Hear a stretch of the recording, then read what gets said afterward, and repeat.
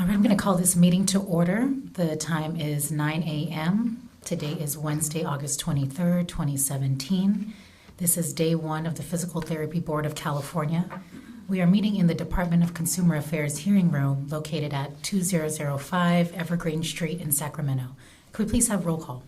Katarina Ellaby. Present. Alicia Urbana-Yumet. Here. Deborah Alviso. Here. Jesus Dominguez. Jesus Dominguez is absent. Daniel Drummer. Here. Tanya McMillian. Here. TJ Watkins. Yeah. All members are present with the exception of Jesus Dominguez, and the board has a quorum. Thank you, Brooke. We'll begin with agenda item number 3, the review and approval of the May 24th and 25th meeting minutes. So let's just take those page by page. In our agenda books, it's page number 9.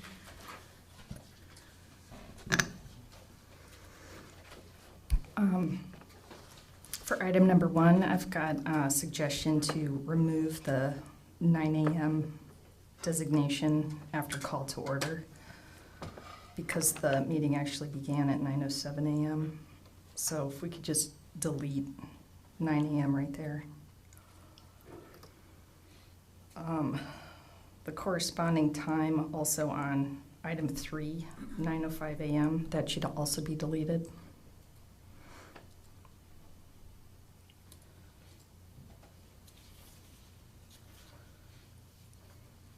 Any other changes to page 1? Okay, moving along. Page number 2.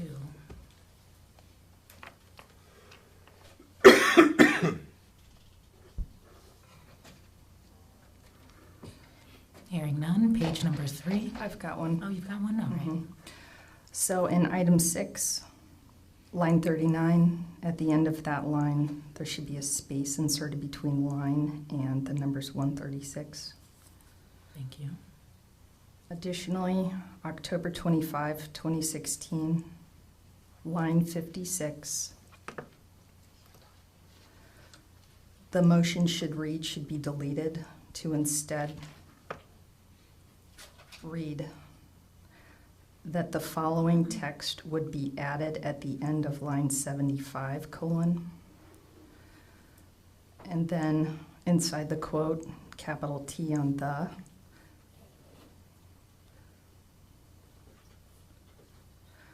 so that line would read, discussion pursued, and it was agreed that the following text would be added at the end of line 75, capital T on the. Also,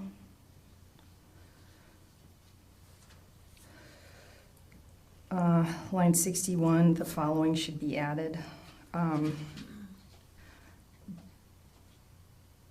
Because the motion is not properly reflected in this note. I'm not sure if you guys recall an extensive discussion about what the board decided to do on revising retired license status, which was to reject the committee's recommendation to revise the section and instead come back the next meeting with additional options. So what we discussed and the board agreed to for that motion was as follows. So insert on line 61, the motion on page 21, lines 77 through 78, was corrected to instead read, open quote, capital T, to reject the Sunset Review Committee's, apostrophe S, recommendation to revise the board's, apostrophe S, retired license statute, Business and Professions Code section 2648.7, but include the retired license issue in the Sunset Review Report and explore other options, period.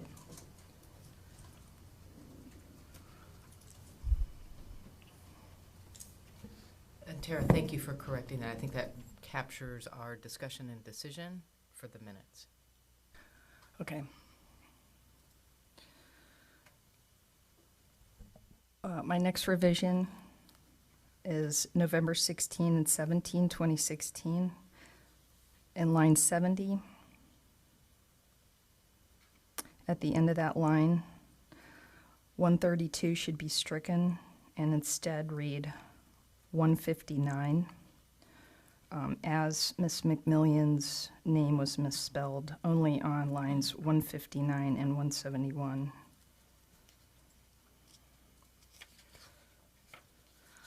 That's all I have. Thank you, Tara. Moving on to the next page, page 3.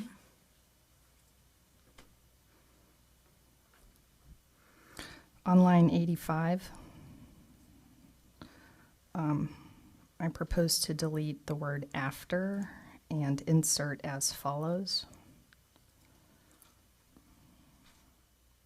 It was just confusing that it would read a comma would be inserted after the quote when the comma is actually being inserted in the quote.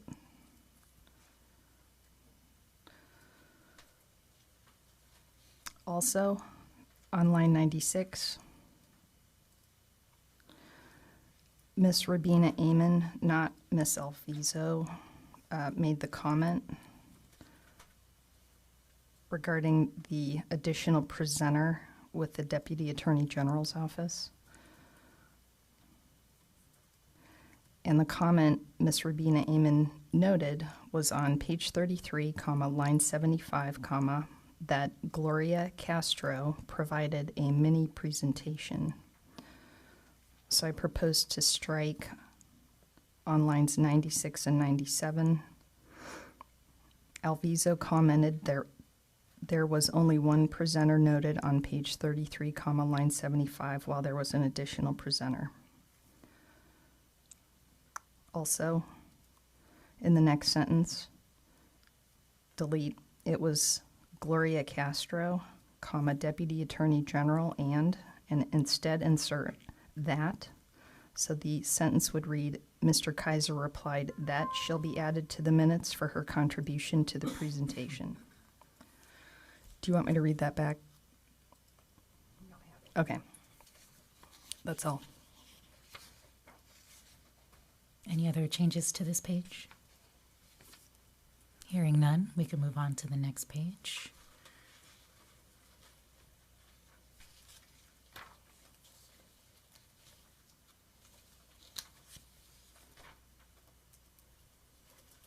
Tara, did you have any edits to this page? No. No? Okay.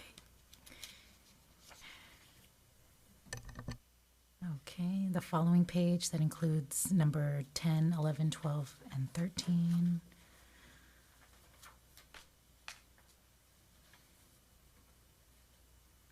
Hearing no changes, moving on to the following page that starts with 17.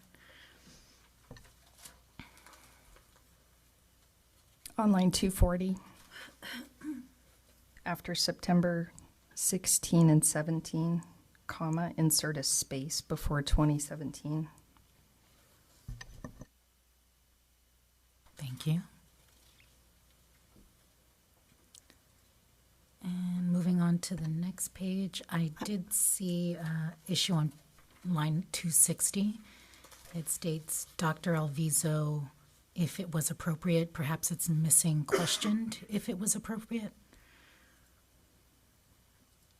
Mm-hmm.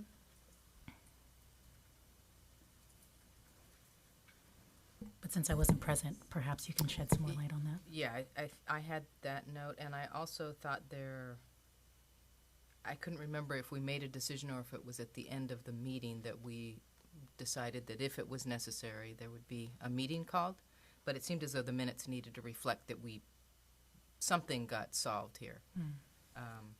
So I had, when I got near the end of the minutes, it said that if it was necessary, that there would be a teleconference called. And so maybe that belongs here.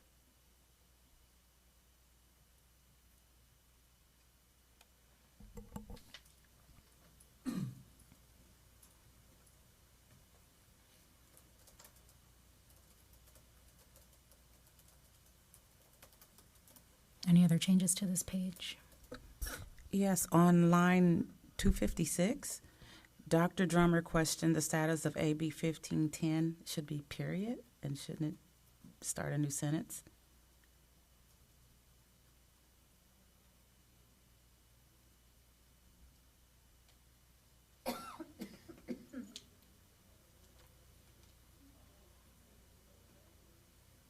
Tara, did you have anything for this page? I was just going to change on line 260.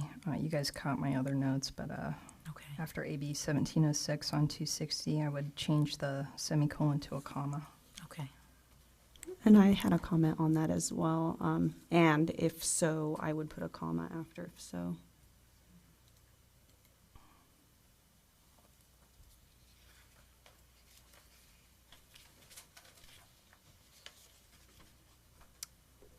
Okay, let's move to the next page. On line 293, a comma should go after additionally at the end of the sentence. Thank you, Tanya.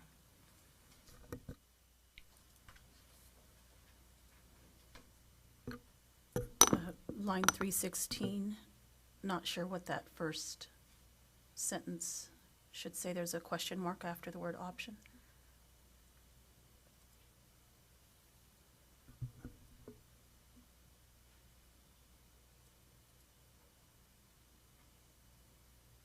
Maybe it just needs to be a period. Not sure.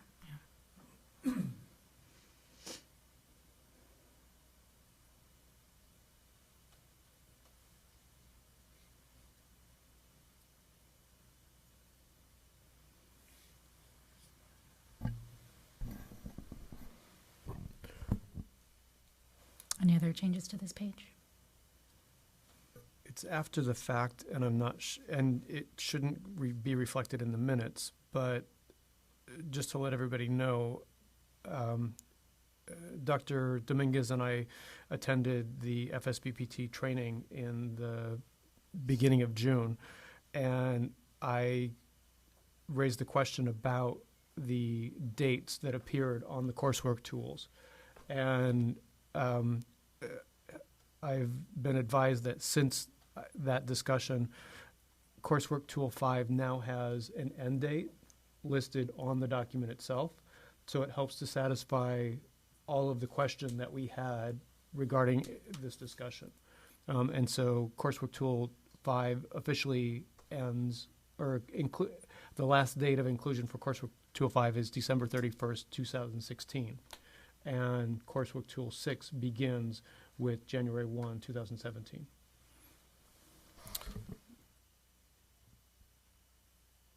That'll be pertinent to FSBPT's presentation today, so we can have further conversation about it then. Thank you, Dr. Drummer. Any other changes to this page? Agenda book, page 16.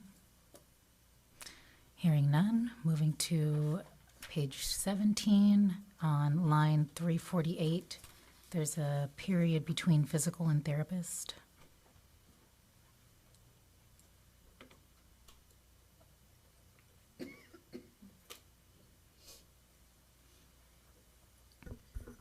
I was wondering about line 347,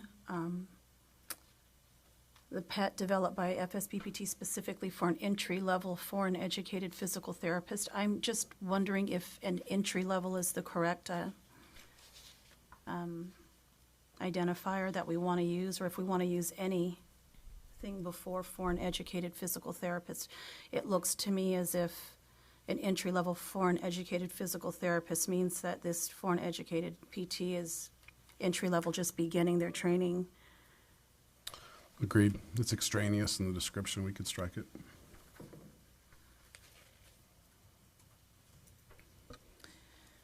On line 342 to 345, the paragraph has an indent that looks like it shouldn't be there. And on line 361, it is, in her opinion, it doesn't apply and shouldn't be included. That doesn't read well to me. It is, in her opinion, that it doesn't apply? Yeah. Okay.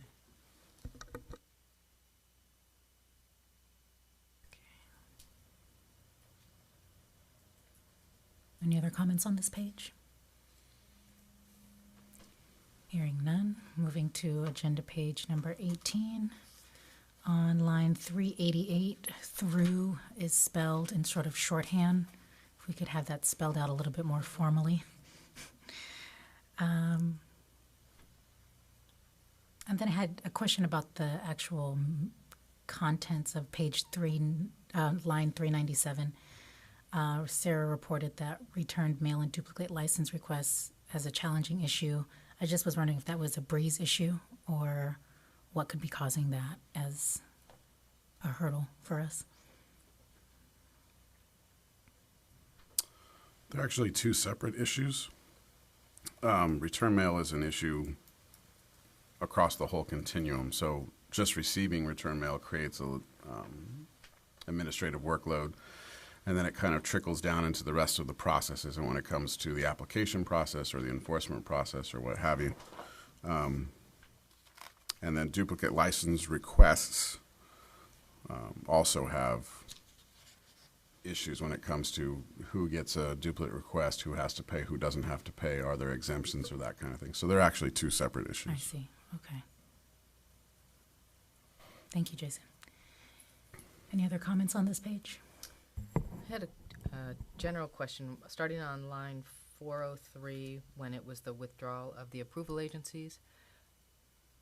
I was not sure I couldn't recall if those agencies had requested it or if it was the result of just an audit and noncompliance.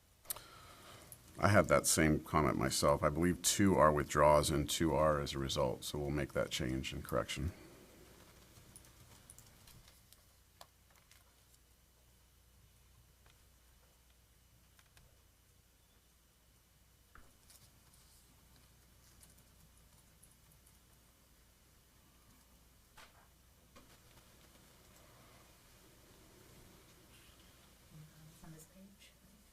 Any other comments? So that note from Dr. Alviso carries on to the following page with the other 2 approval agencies.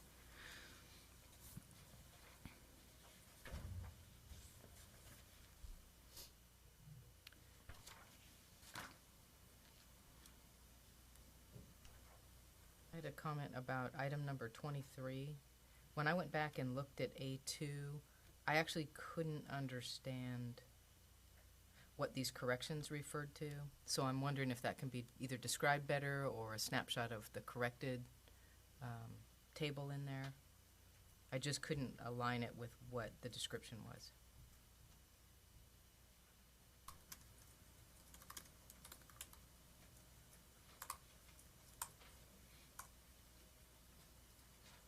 We'll have to research that one, but we'll bring that clarity to the notes.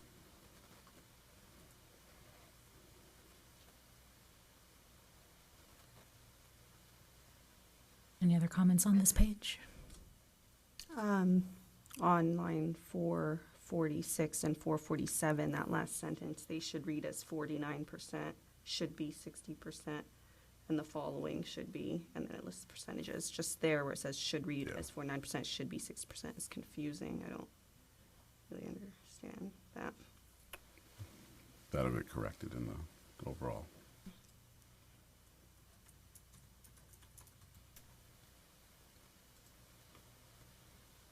Hearing no other changes, move on to the last page of the minutes.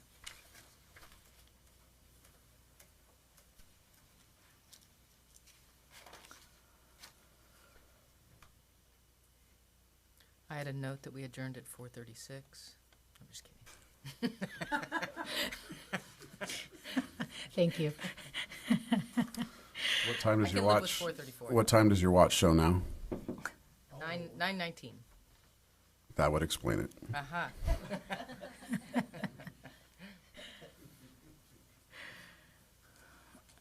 All right, hearing no other changes to the minutes, do we have a motion to approve the minutes as amended? So moved. I'll second. Okay, motion by Dr. Drummer, second by Dr. Alviso. Any additional discussion from the members? Any public comment? All those in favor, we'll do a roll call vote. Katarina Ellaby, Yay. Alicia Benamen, Yes. Deborah Alviso, Yes. Jesus Dominguez. Jesus Dominguez is absent. Daniel Drummer, Aye. Tanya McMillian, Aye. TJ Watkins. Aye. Thank you. Thank you, Brooke. The vote was unanimous. Okay, let's move on to agenda item number 4, the President's Report. We'll start with 4A, the 2017 adopted meeting calendar. This is on page 21 of your agenda books.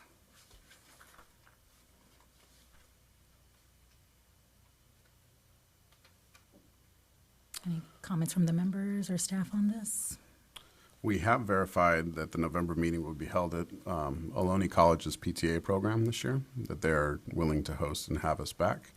But that's all that we have to change to the calendar. It's just that clarification on the to be determined. That's great. Now, will there be students present? Yes, Oh, great. we actually will have a full audience of first and second year students. What college did you say? Ohlone College in Newark, and it's one of the only PTA programs that we have that will host a board meeting currently. We're working on finding others. Great. Any comments by the members on that or on the 2017 calendar? All right, let's move to the 2018 proposed meeting calendar, and I believe Jason has an attachment for us for that agenda item. I do. So in consideration of the 2018 calendar, what you have in the agenda materials is kind of business as usual for the past 2 years. But I've also provided you with a handout this morning of what we're calling an alternative or a plan B. A couple of things that we've considered in the schedule of the calendar are some resource issues that we've had to deal with in the past. A number of DCA boards tend to have their meetings at the same time we do. And so sometimes that makes it difficult to find venues in state properties and also have webcast services available because we're taxing the resources as they are today. But besides that, there were a couple other things that we took into consideration in providing this Plan B. Most importantly, those DCA resources mentioned, but also reporting resources and information that we can provide to the board timely. As an example, sometimes the Breeze data or the Fiscal data is not available in the months that we have scheduled currently, and pushing the calendar back 1 month in each quarter would make it easier to report that data.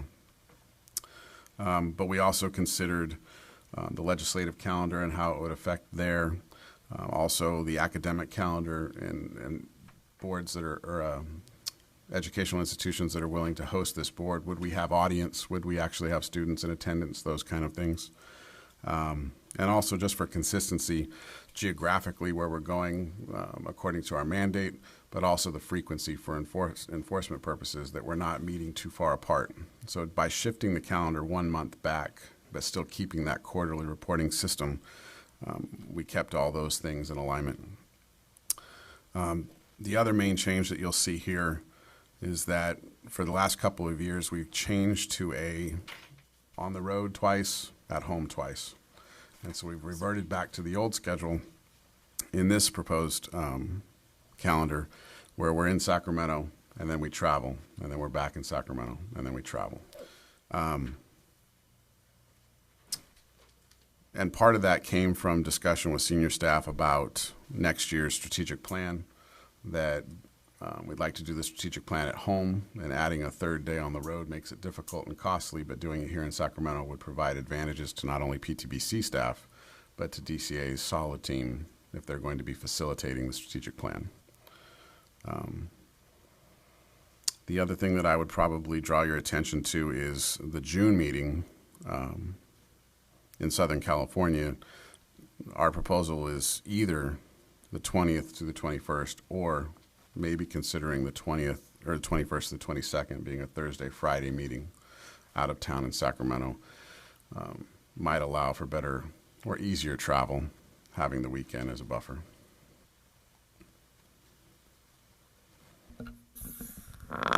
What I can appreciate about this change is our interaction with stakeholders, specifically our November meeting with FSBPT, the annual conference. That always seemed to be right up against each other, Yeah. where you're going from a board meeting into, Virginia or Florida. And so it was a little bit difficult with travel-wise. So even though I think our last meeting of the year would be in December, it still gives whoever is a delegate a little bit of breathing room. Absolutely. And a chance to report. Exactly.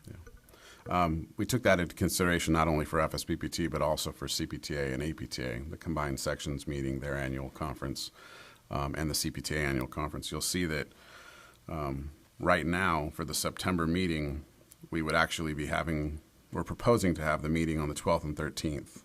In prior discussions, we would have been proposing 19th and 20th. So we'd have a meeting and then turn around and travel to CPTA's annual conference. So just moving it 1 week gave us that flexibility as well.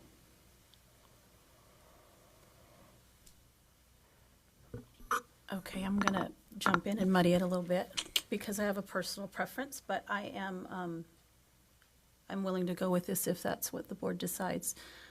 I personally like shifting it a month ahead versus a month back, and that's just for personal reasons, to January, April, July, and October versus March, June, September, and December. Again, just personal preference because December is always a difficult month. I have children, and so July is a nice time for me not have to worry about getting them to school and picking them up, and so definitely a personal thing. But I don't know if there's any other better reason to move it back to March or forward to January. The only issue that I see is in what quarter information we would be presenting to the board. So at the April meeting, as proposed, it might be difficult to report January, February, March statistics. Right now, we have a hard time doing that with having the meeting in May. Is there any consequence to reporting that in July versus April? Is there a reason why we would need it in April, sooner than waiting until July? I think the only I'm sorry. consequence really is, go ahead, Tanya. I'm sorry, I think I mixed up the dates. So Didn't I? we're not proposing a July meeting, Right. a June. Is that the confusion?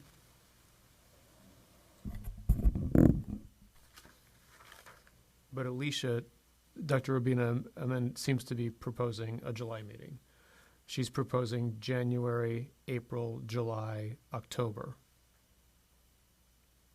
So could we still get report and not risk any consequence getting it in July versus in?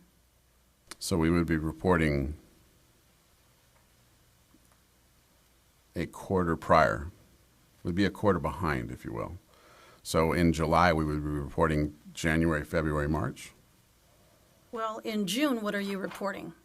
So the proposed calendar says we want a meeting in June, right? Right, to So- report January, February, March. So would there be any consequence to wait for July for that report? I think that's up to you as board to decide how much time you'd like to pass before you're aware of what's happening as far as statistical reports, budget, licensing, enforcement, that kind of thing. The timeliness of the reporting. Mm-hmm.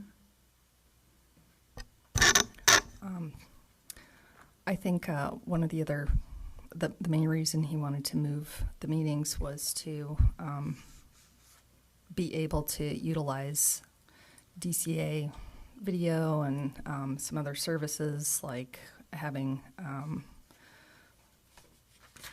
public buildings available.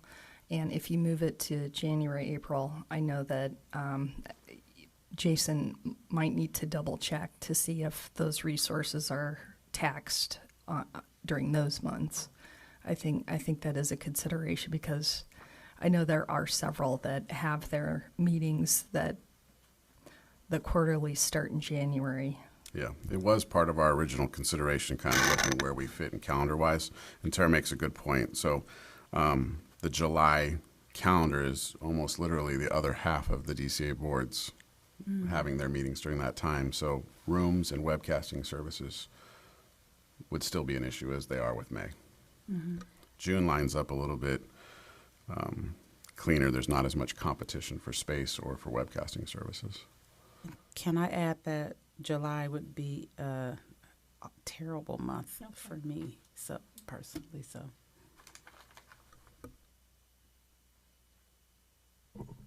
I'm thinking it might help if we just did a little straw poll and see if people have a preference or if it matters. Okay. Between the old, the proposed, or another one, like Alicia's talking about. I think something, before we do the straw poll, that we threw around was a Friday, Saturday instead of a 2 weekday meeting. Is that still? I don't know if it's correct to say that we threw around, but it did come up in the conversation. There is an example in DCA of a committee that meets on the weekend, but they have the consensus of their board in doing so. Make that clear. Okay. It does make it a little bit more of a logistical challenge for state service and having board travel on the weekends, overtime, that kind of thing, or offsetting of schedules. It's not unsurmountable. It's something that could be done. It could be considered.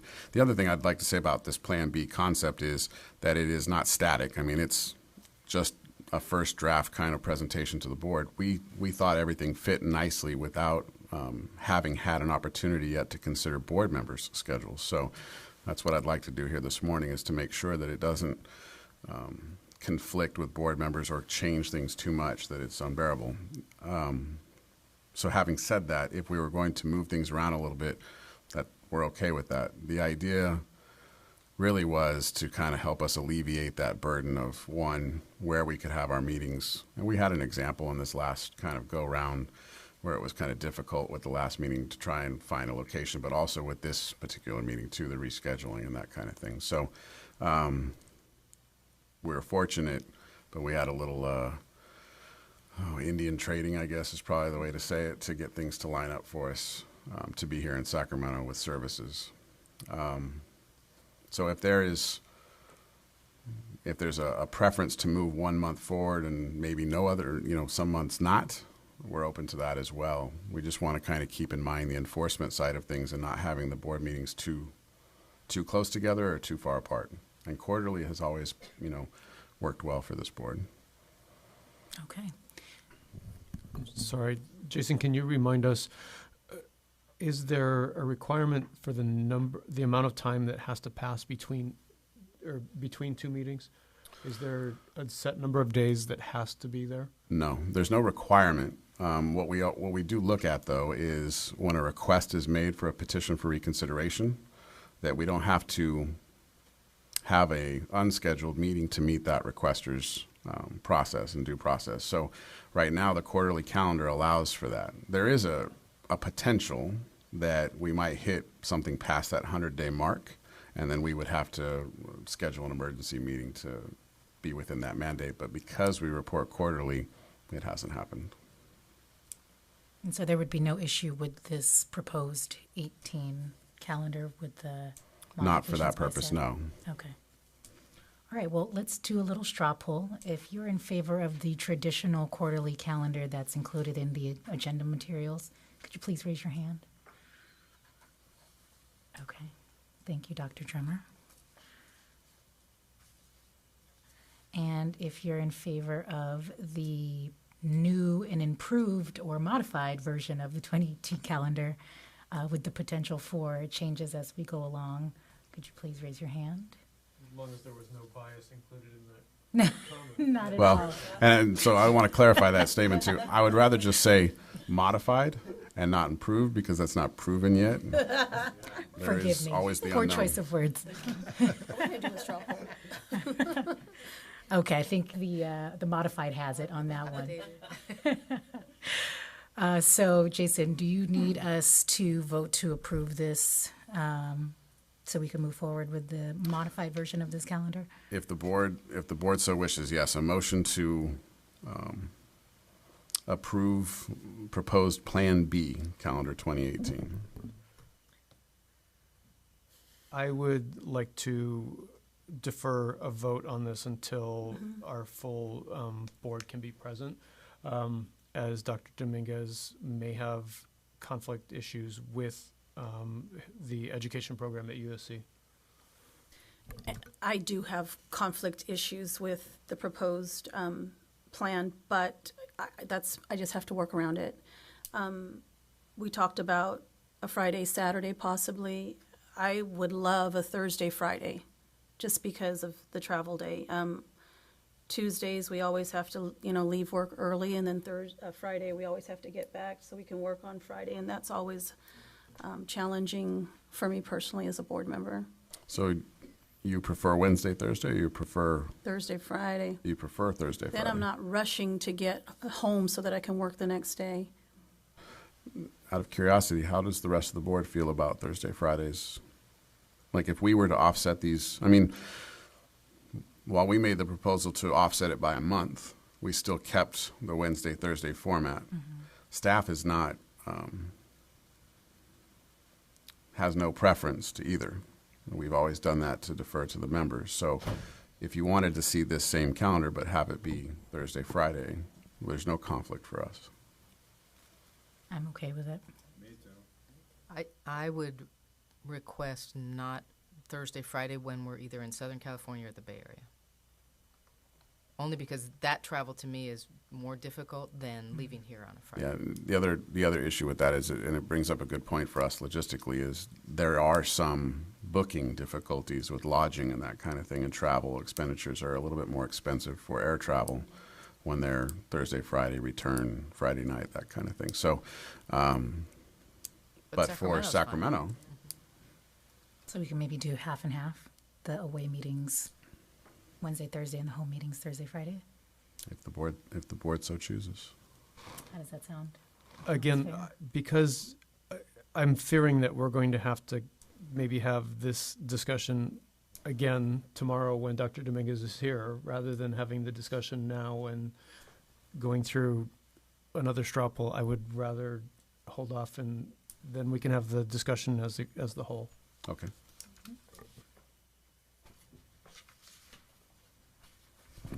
All right, I'll take note of what our sort of preferences are, and then when we pick this back up tomorrow with Dr. Dominguez present, we'll give him ideas sort of where we left off. All right, so let's move to agenda item number 5, the Executive Officer's Report. I'm sorry, before we do that, is there any further board comment on the calendar, board discussion? Any public comment? Okay, go ahead, Jason. So other than what you have received in the materials,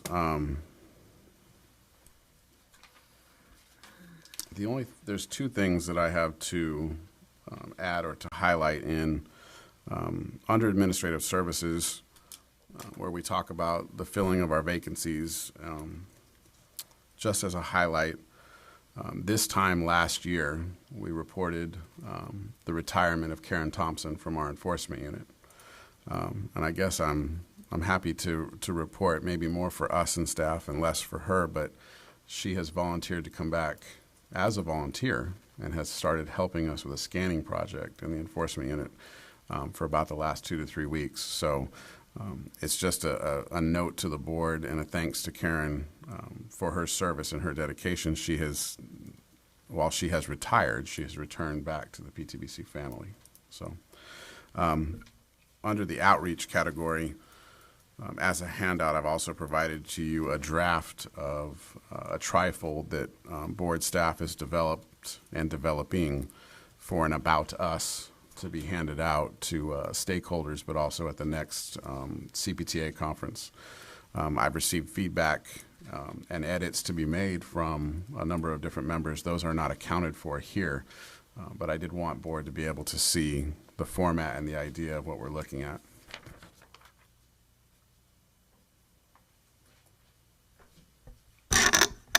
I'd also request that legal counsel has an opportunity to Absolutely.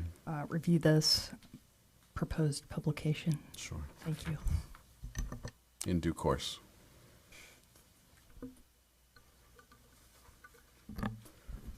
And so moving forward, is there a plan for the board to formally review this and discuss, or the changes that were submitted to you, you said were not included in this draft version yet. Are those being considered? Are they going to be incorporated? Where are we?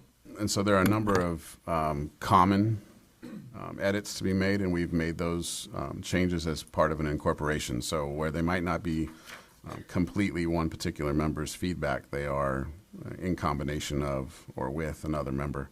The About Us publication or outreach is very similar to the information that we put out on the website, so it's ministerial in nature.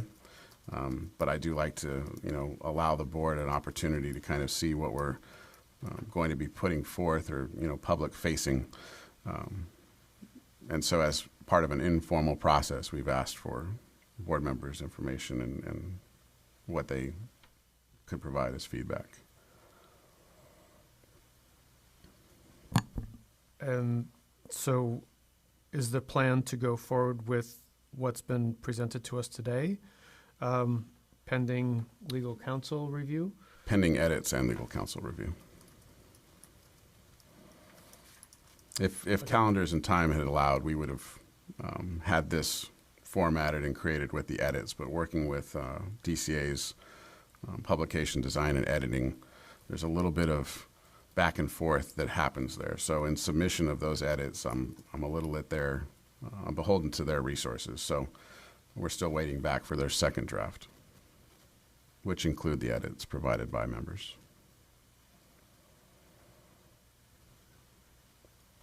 Is there a reason why there were so many more hits in 2015? Oh, I see. Sorry. Oh, Oh, the trifold. Yeah. I'm sorry. well, you're speaking to the statistical report? Yeah, I am. Okay. Unless there's anything else about the About Us. I think I would just wonder, does it need any approval from the board? Is this more of just kind of an information for us? Because it's something that is just kind of a... It's ministerial in nature, so it's not necessarily a board-approved publication, if you will, but it's something that we would put out as part of an outreach campaign. Okay. And then it'll go through your review. Is there something, if there was something in particular that you want to make sure gets changed, I think that's an okay thing to share, Daniel, and make sure if it was something that really you think is not a proper representation. Well, I submitted some proposed edits and just had some concerns about content that, as it appears, especially with who Mr. Kaiser has said is the intended audience of physical therapists and physical therapist students and physical therapist assistants and students. While this will be a helpful tool for both students and applicants and licensees, the About Us itself is written primarily for consumers. So keeping that in mind, and also the edits that have been put forward by members will be incorporated into the next draft. This is really just a presentation for format. And where would such a brochure be distributed? Well, that's a good question. So while a number of our distribution points do target applicants and licensees, we're having to be kind of creative in how we can reach out to consumers. So in research, we're looking for things like health fairs, but also just in the lobby of the Department of Consumer Affairs, the lobby of this building, the lobby of our suite, and that kind of thing. And when we do receive inquiries from the public, this could be sent as either an electronic attachment for informational purposes or also as a trifold in a stuffed envelope, if that's the request. And it's just the first of many documents. We haven't done this in a very long time, so we'd like to return to be able to provide the information as proactively as possible.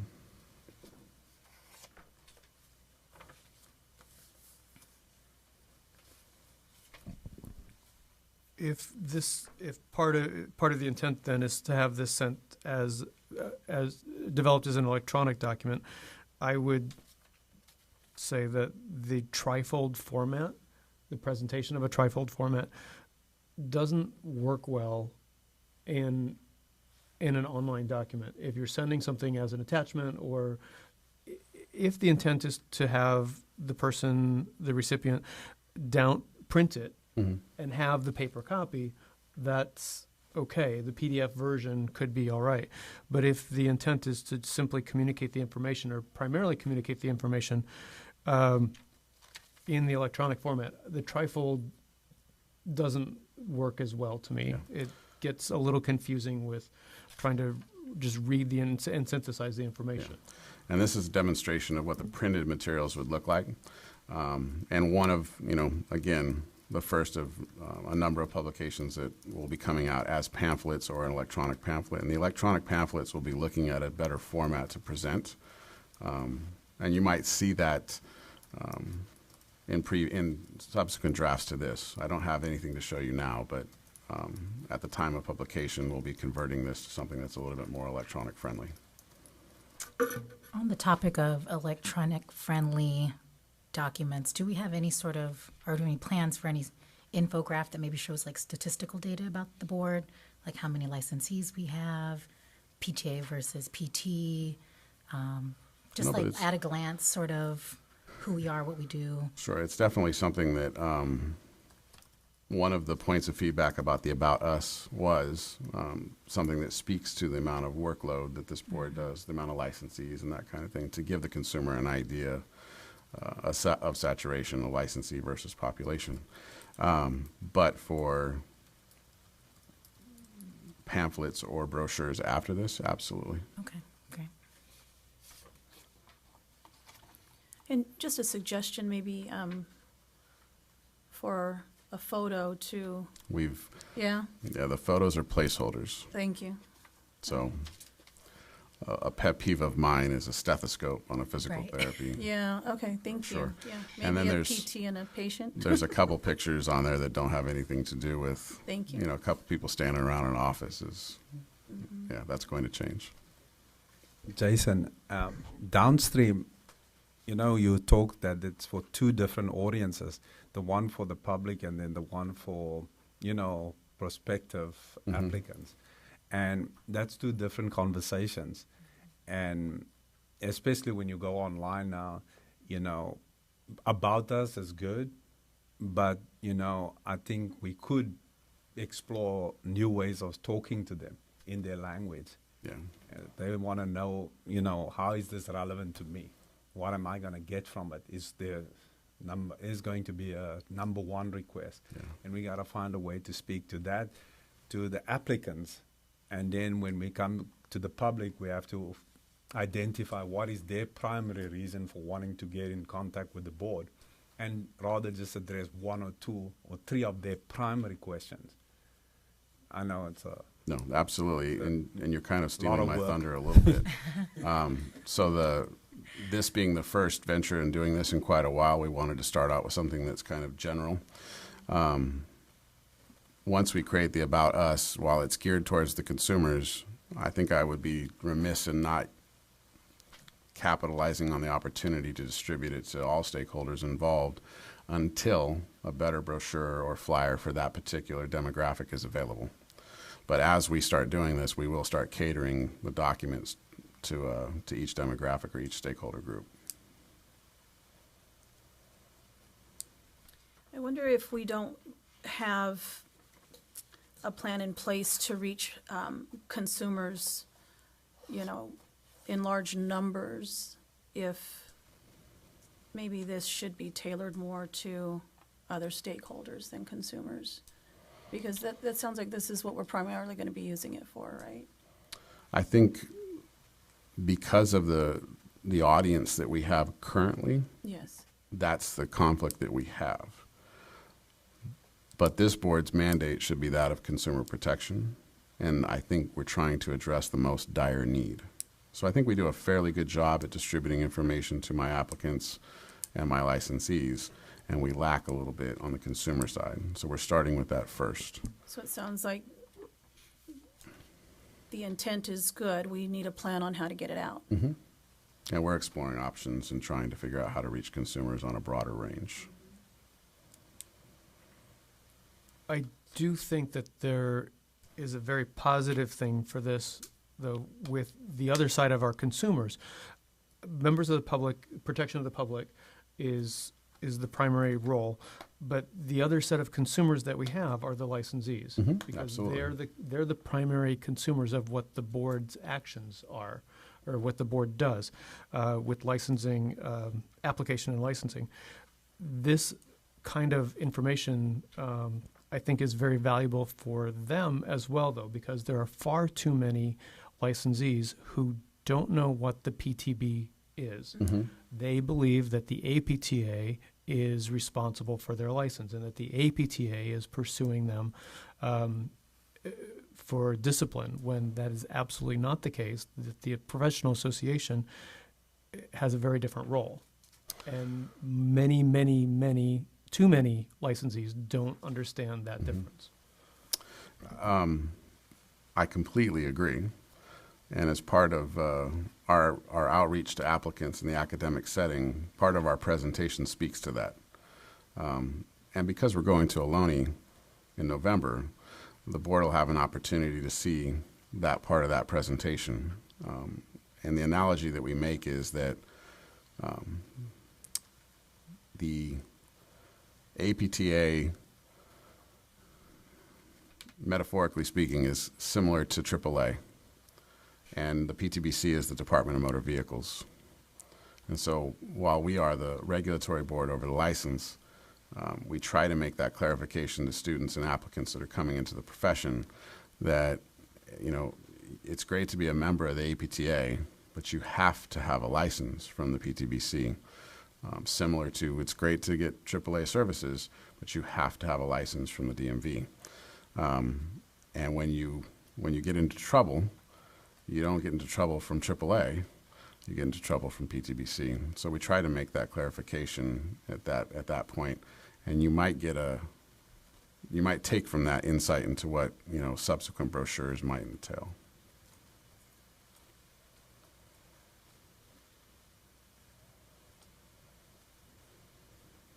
I went to a new faculty training yesterday, and they had this great small little handout that was multifold, and it just said fast facts. And it had everything in there at your fingertips that you were describing and more. And something like that regarding the PTBC to give to licensees and applicants. Or even if it wasn't in that format, maybe I can bring that to the next meeting and share that, or share it Absolutely. with you, or what have you. We're completely open to that. Very similar to the requests that we've made of members in the past when it comes to social media or website content. We're completely open to any recommendations for, you know, outreach content for any stakeholder group. Is there any thought department-wide, department-wide, as to looking at an app version of information? Knowing your penchant for technology and such things. Oh, where do I go with that?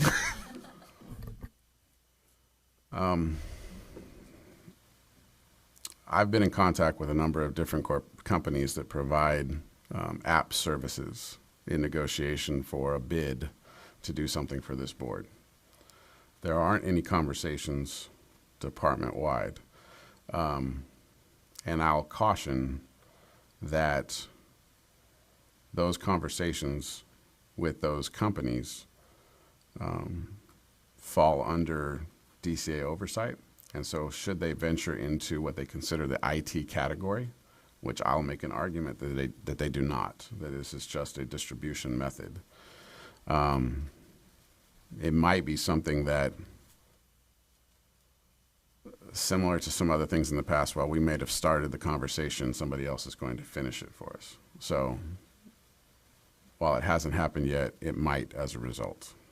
So The last thing I need is another committee or a subcommittee, but is that something that might be useful in developing something to hand out to? sure, if members were, willing to volunteer time and you guys want to agree amongst yourselves, who two of those members might be, that would be great for staff for us to work with.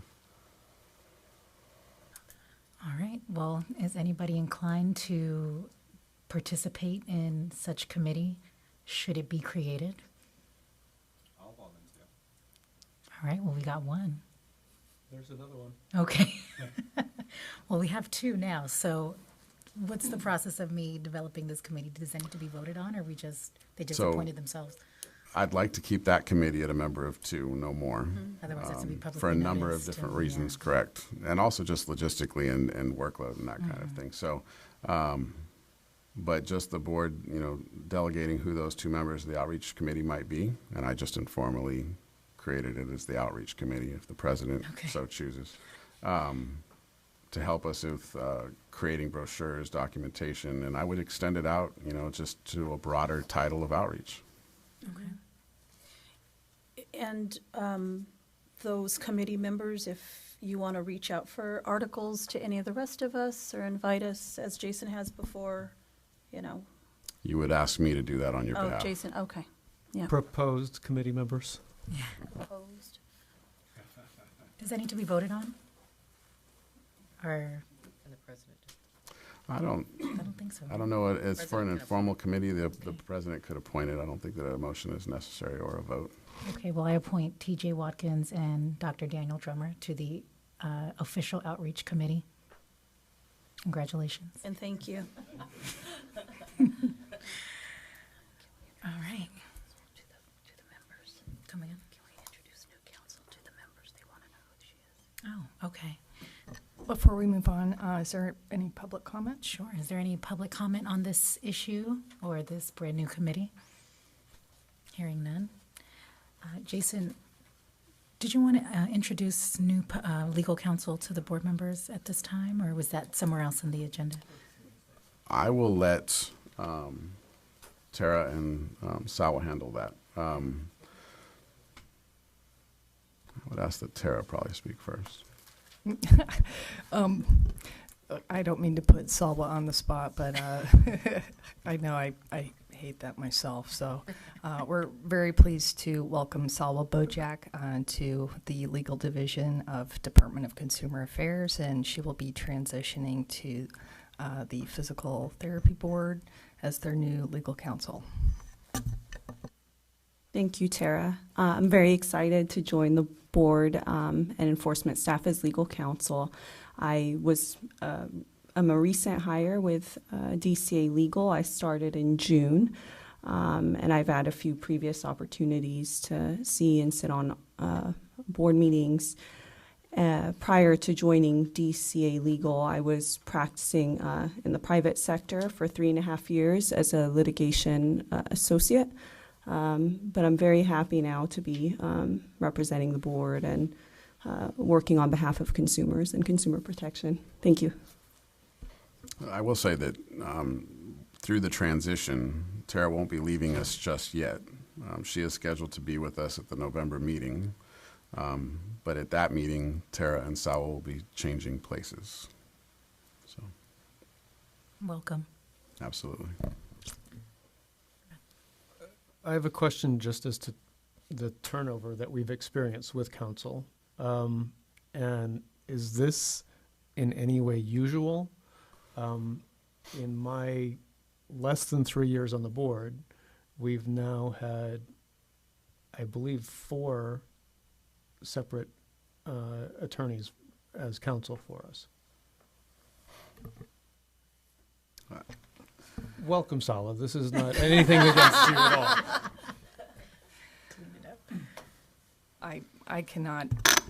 I can't provide an official answer to that question on behalf of the division, but I can give an idea to it, though.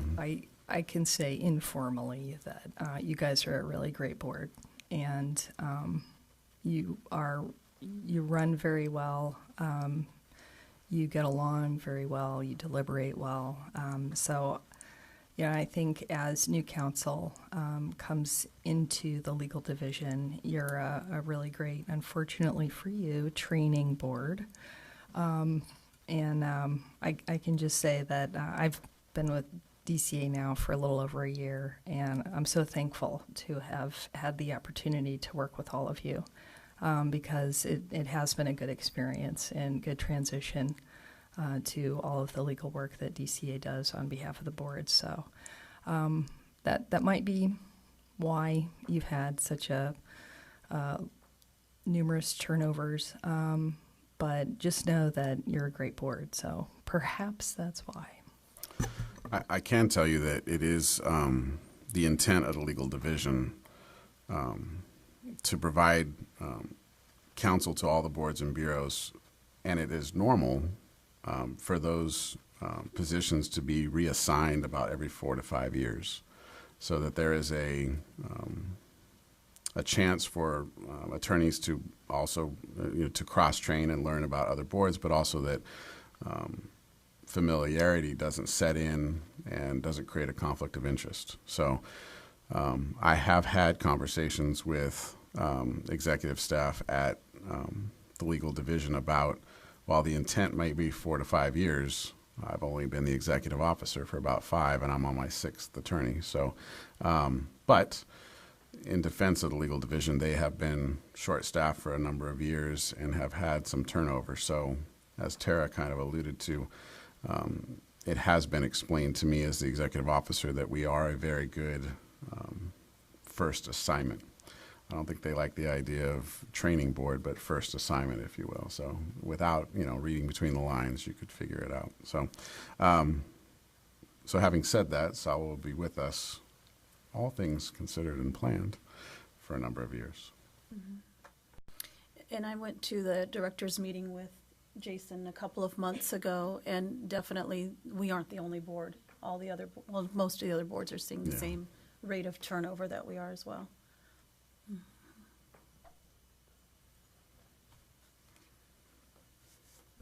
All right, well, would you like to pick up with your executive officer's report, Jason, or was that? Unless there's anything else in the report that you have questions about, I don't really have anything to highlight. The only other issue, and I learned of it this morning, so it's kind of an update to the previous topic, is that the Veterinary Medical Board has, at its last meeting, advised staff to move forward with the promulgation of regulation for animal rehab. I'll have to look into what that looks like. I'm not really sure what regulations are being proposed, but at the last meeting, that was the order given from the board down to staff. So, Kind of related, the DCA internal audit, is there an audit report that's released, or is it more of a behind the scenes? it's more behind the scenes, but I do have some things to add. We do have an exit interview scheduled for Monday of next week, which I think we'll learn a little bit more about that process and how it works. Once the report comes out, and we've been told the report anywhere from 30 to 45 days subsequent to the exit interview we'll receive, and that they'll be monitoring it at 6-month, 12-month, and 18-month interval. And will the board receive a copy of that report once it's available to staff? I'm not sure, but in my research, I haven't seen that happen elsewhere. So I think it's more of a for staff purposes, but I'll get clarity on that. Okay. Does the outreach statistical report fall under this agenda item or somewhere else? 20B. It has its own agenda item, All so. right. Alicia's ready to start talk about some social media. Yeah. All right, any further board discussion on Jason's executive officer report? Any public comment? Okay, we're going to take a brief recess for about 10 minutes here before we jump into the next agenda item 6 with the FSBPT. Thank When you. we come back, I'd like the members to move out into the audience. We have a PowerPoint presentation from FSBPT. Do you need more than 10 minutes to set that No, up? 10 minutes is Okay, fine. great. Thank you. Hyder. I am a director on the Federation of State Boards of Physical Therapists, and I am California's liaison to the Federation Board. And I want to thank you. I'm very happy to be here. I've been here before on a couple different occasions. My day job, I have Jason's job on a much smaller schedule. I love talking to Jason. I'm the executive director of the Oregon Physical Therapist Licensing Board. We license about 6,000 licensees, and we're an autonomous board. Being on the Federation Board gives me the opportunity. I have 7 jurisdictions that I'm liaison for, including California. And I've had the opportunity to travel to those different boards and attend different board meetings. And I have to agree with Tara, is it? Yeah. The California board meeting is probably one of the most professional meetings. And I'm not just giving you kudos, but one of the most professional meetings that I've been to, operated and run very smoothly, and credit to Jason on that. But I was just telling Jason a story earlier is that when I go to the other boards, I usually make reference to the California board in the fact that you guys have so much material, and I was just looking at your book in the back. Our minutes for our board meeting are about 5 to 6 pages. And I was telling, well, Jason sits up there on the dais, and he's got this binder, and he's just going section by section, you know, and I just got my little agenda, and I'm just ticking stuff off as we go through it. So appreciate the job that Jason does for you. He's a great guy. I'm honored today to introduce, and a lot of you have had the opportunity to meet Leslie Adrian, who is the Federation's Director of Professional Standards. And she is here today to share some information. Some of you have seen some of this, but for some of you it'll be new on a couple different topics. We're going to talk about you have mentioned foreign educated therapists, and we're going to talk about some new tools along that line that could be instrumental for California to use. And also, then we're going to talk about the compact, which in Oregon we have passed the compact legislation. I won't go into it because I'm sure you're going to cover it in your presentation where the compact's at right now moving forward. So with that, I will turn it over to Leslie, and again, thanks for having us. Appreciate it. All right, I just want to echo Jim and say thank you for the invitation to present to you today. We always enjoy when we're able to actually come to your meetings and meet in a small group and be able to get you quite a bit of information. We can have a very lively back and forth, so please do feel free to interrupt me at any time if you have questions. There's no need for us to wait till the end. So if there's anything that you want more information on at the time, I'm more than happy to go back and forth with this, and Jim's also available for questions if there's anything that's more appropriate for him to answer. The first topic today that we're going to talk about is the Supervised Clinical Practice Performance Evaluation Tool. Here in California, this may be relevant to you or something that you want to consider, and I'm hoping that you will want to consider because you do have a required supervised clinical practice component for any of your foreign educated physical therapists that want to come and practice in the state. So, what is the purpose of our evaluation tool? It's also known as the PET, the Performance Evaluation Tool, so that's how you're going to hear me refer to it as we move through the presentation. So first and foremost, the purpose is of public protection. We want to make sure that anyone that's practicing in the U.S. healthcare system is here and going to be able to practice competently in that system, because we all know we have some nuances and some differences in our healthcare system that folks from other places do not have to deal with. A big one is ensuring the clinical competence. We have great ways of ensuring a lot of didactic competence and other greater competence with the NPTE and the educational review, but to really be able to evaluate someone in the clinic, that's the reason why you guys have had a supervised clinical practice required. And the folks had come to us, other members had come to us and said, we don't really have a great tool right now in order to look at clinical competence, and is there something you can help us with? So we, one of the things that's very difficult, but it's become kind of a bigger push in academia, has been cultural competence. and the ability to really relate within cultures. And I think America is a very interesting place with the melting pot that we are. We are different, and you have to be able to really respond to a variety of groups inappropriately. And the final one is verifying English proficiency. Now, we have a TOEFL test for many areas. Many folks have to take that. I'm not sure. I don't think in California you do at this point. But the TOEFL does not look at professional communication at all. And really, this is what this tool is able to verify, is that the ability to communicate professionally in the clinic and in the English language.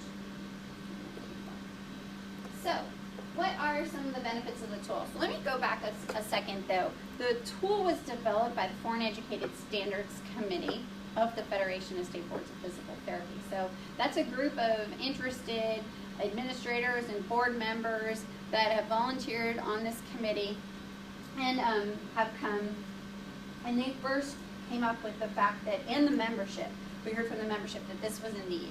And so the committee began to develop this tool. And we'll go through a little bit farther down the road, the actual development, but that's where it came from. So one of the biggest benefits of this tool, it's free. It's free for you as a jurisdiction to utilize. It's free for supervisors. It's free for the students. It was developed specifically for foreign educated PTs. That was the audience in mind for who was going to be evaluated. It evaluates professional communication as a PT, which we just talked about. There really isn't another tool out there that does that right now. It went through a standard setting process with subject matter experts. So we had 12 PTs on a panel, and honestly, it was set up very much like the National Physical Therapy Exam standard setting, and our director of assessment actually co-chaired this with me to move this process forward. So over half of the subject matter experts that we had were actually foreign educated PTs, so we felt that they brought an even different perspective than if we had had, just high quality physical therapists and volunteers. And then on that committee, we also had a number of people who had at least some knowledge and interaction with regulation. Because we did tap into our assessment pool of volunteers, so item writers, exam development committee, some folks like that. But we were really careful to make sure that we had a good range of folks that had regulatory backgrounds too. And I actually brought the background paper with me, Jason, that you guys can take for the board, and it's also available online, and that will really give you more information if you really want the specifics on who was part of the development of the tool. And the standard setting process was done so that we could determine a pass-fail score. There isn't a number score like from the MPTE, it's a pass-fail. So this tool is actually consistent, and it's a validated evaluation tool. That's something that we can say that I don't think other folks are able to say about theirs. It's super user-friendly, and it's a web-based tool. It is really, it's a click on radial button. So it's a yes, no, competent, not competent. I have a question about cultural competency. How is that evaluated on a web-based platform? It wouldn't be evaluated on a web-based platform. It would be evaluated within the clinical, with the supervisor and the trainee, and then they, as part of one of the categories and the behaviors that they're evaluating, that was what it would do. So why did we go through the hassle of developing a whole new tool? One of the biggest reasons was that our membership, you guys being one of them, said, hey, you know what, the current tools that we're using, they're either inadequate or they're inappropriate. They're just not doing their job well, and we don't feel like that they're really getting to what we need when we're trying to evaluate foreign educated PTs. They realized that the tools they were currently using, they lacked defensibility, they lacked validity, which they thought was extremely important. Jurisdictions, they just plain old were unhappy with the tools that they were using currently. They had tools that were designed for other purposes being misused for the foreign educated. And the biggest one is the CPI. If you take a look at the copyright for the CPI, it's very clear that the CPI is supposed to be used for entry-level physical therapist assistant students in U.S. programs and CAPTI programs. Could you explain what CPI is for those that don't? The CPI is the, Performance instrument. thank you, clinical performance, but the clinical performance instrument, it was developed by the APTA, and it was specifically for students in CAPTI programs. So, and the CPI now also, it used to be a paper-based tool, is now an online tool. In order to gain access to the online tool, you have to go through their training, and there's some other issues in order to access. So if you're accessing the paper tool, you're actually not accessing the current tool either. So that's an issue. I know that we have some boards out there that are utilizing a paper version of the CPA to use for their supervised clinical practice trainees. And so I hope I've shown that there's at least a couple of issues with that. I have a question for Jason.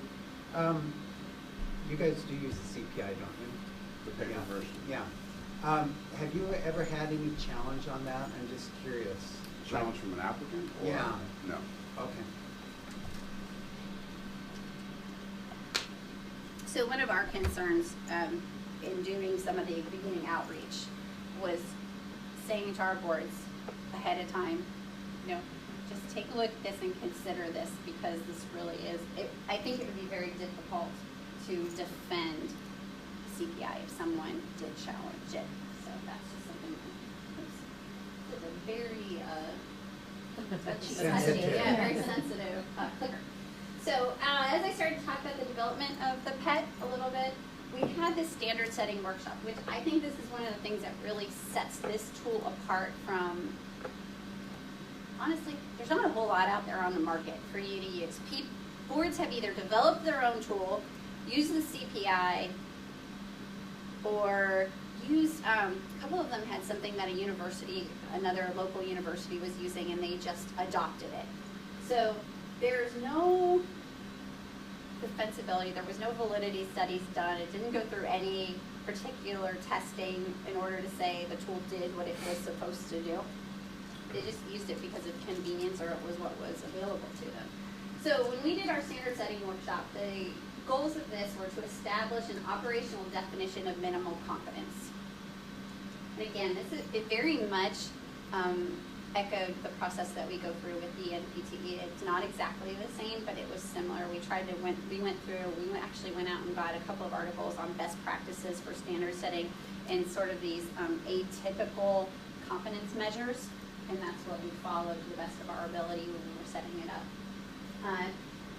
It was able to, after we got out done with the workshop, we were able to give users of the PET, so that would be you guys, the board, guidance for interpretation, also supervisors, and even the student, the trainees, so that they would understand what it is they're being evaluated on. We wanted to make sure when we came out of the standard setting that the PET was valid for measuring minimum competence of foreign educated individuals. And I would go further than saying not just foreign educated, but for individuals that were educated in a non-CAPTI program outside of the United States. And that's a way bigger mouthful than FEPTs, but that's really what we're describing here.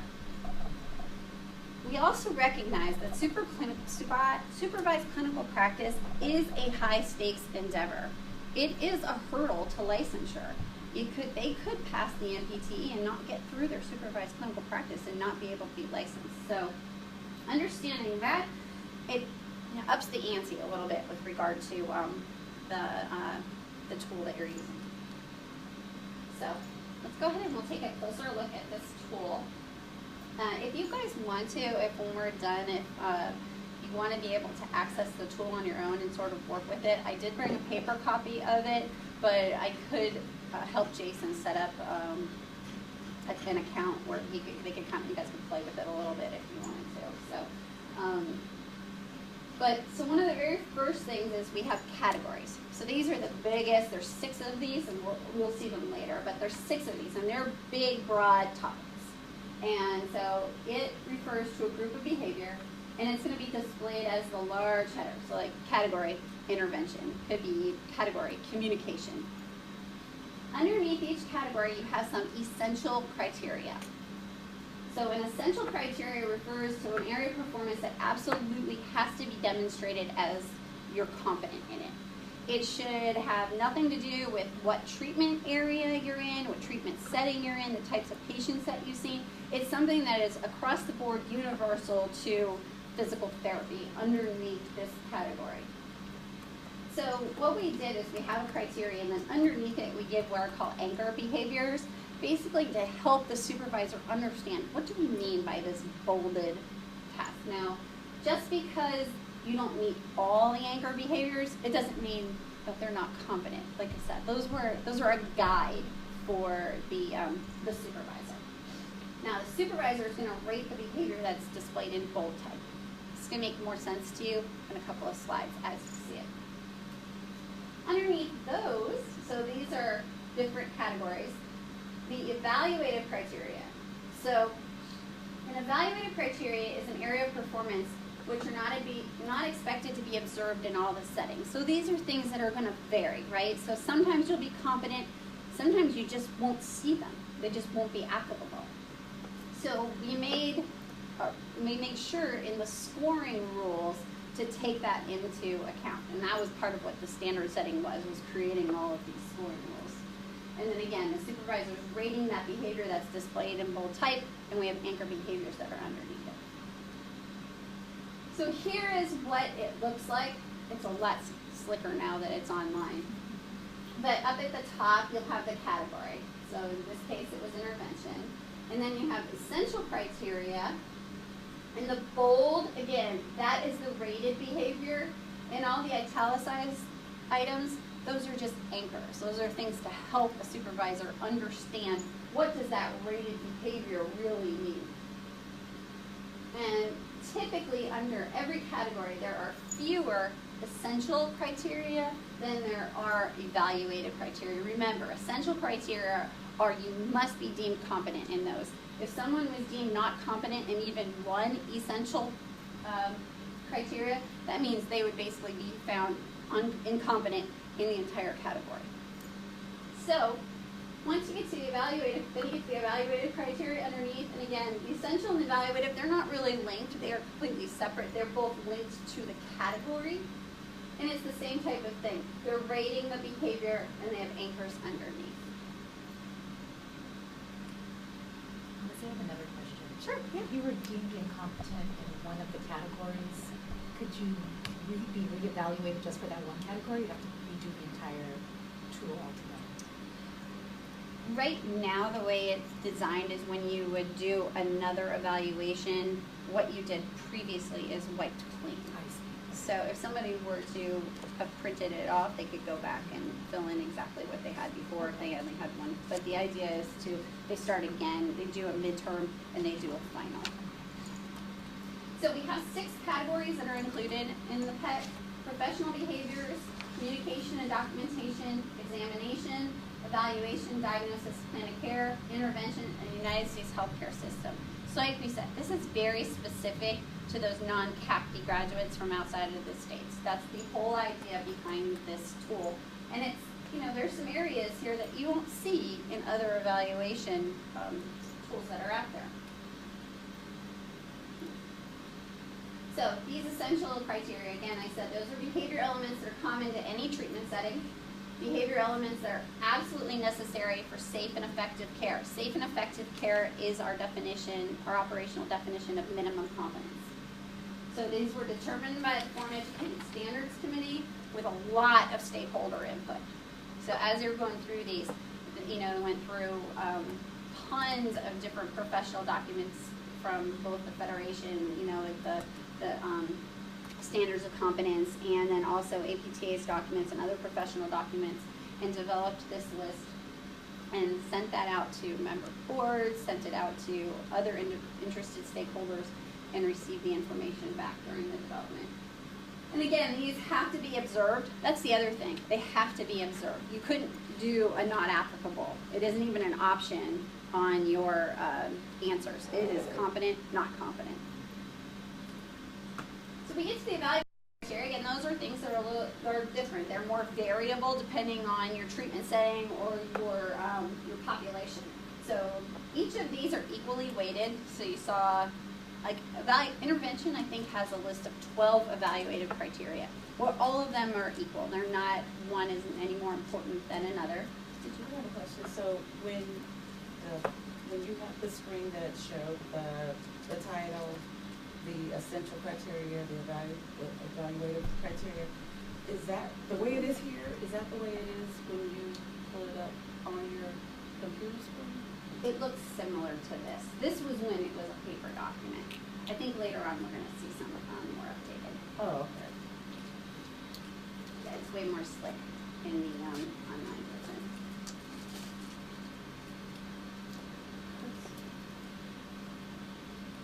Okay, so behavior, they're equally weighted, so it doesn't matter if, okay, patient range of motion isn't more important than strength testing or, you know, whatever.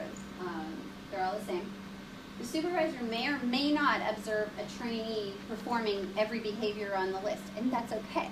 It's already taken into account with the scoring rules.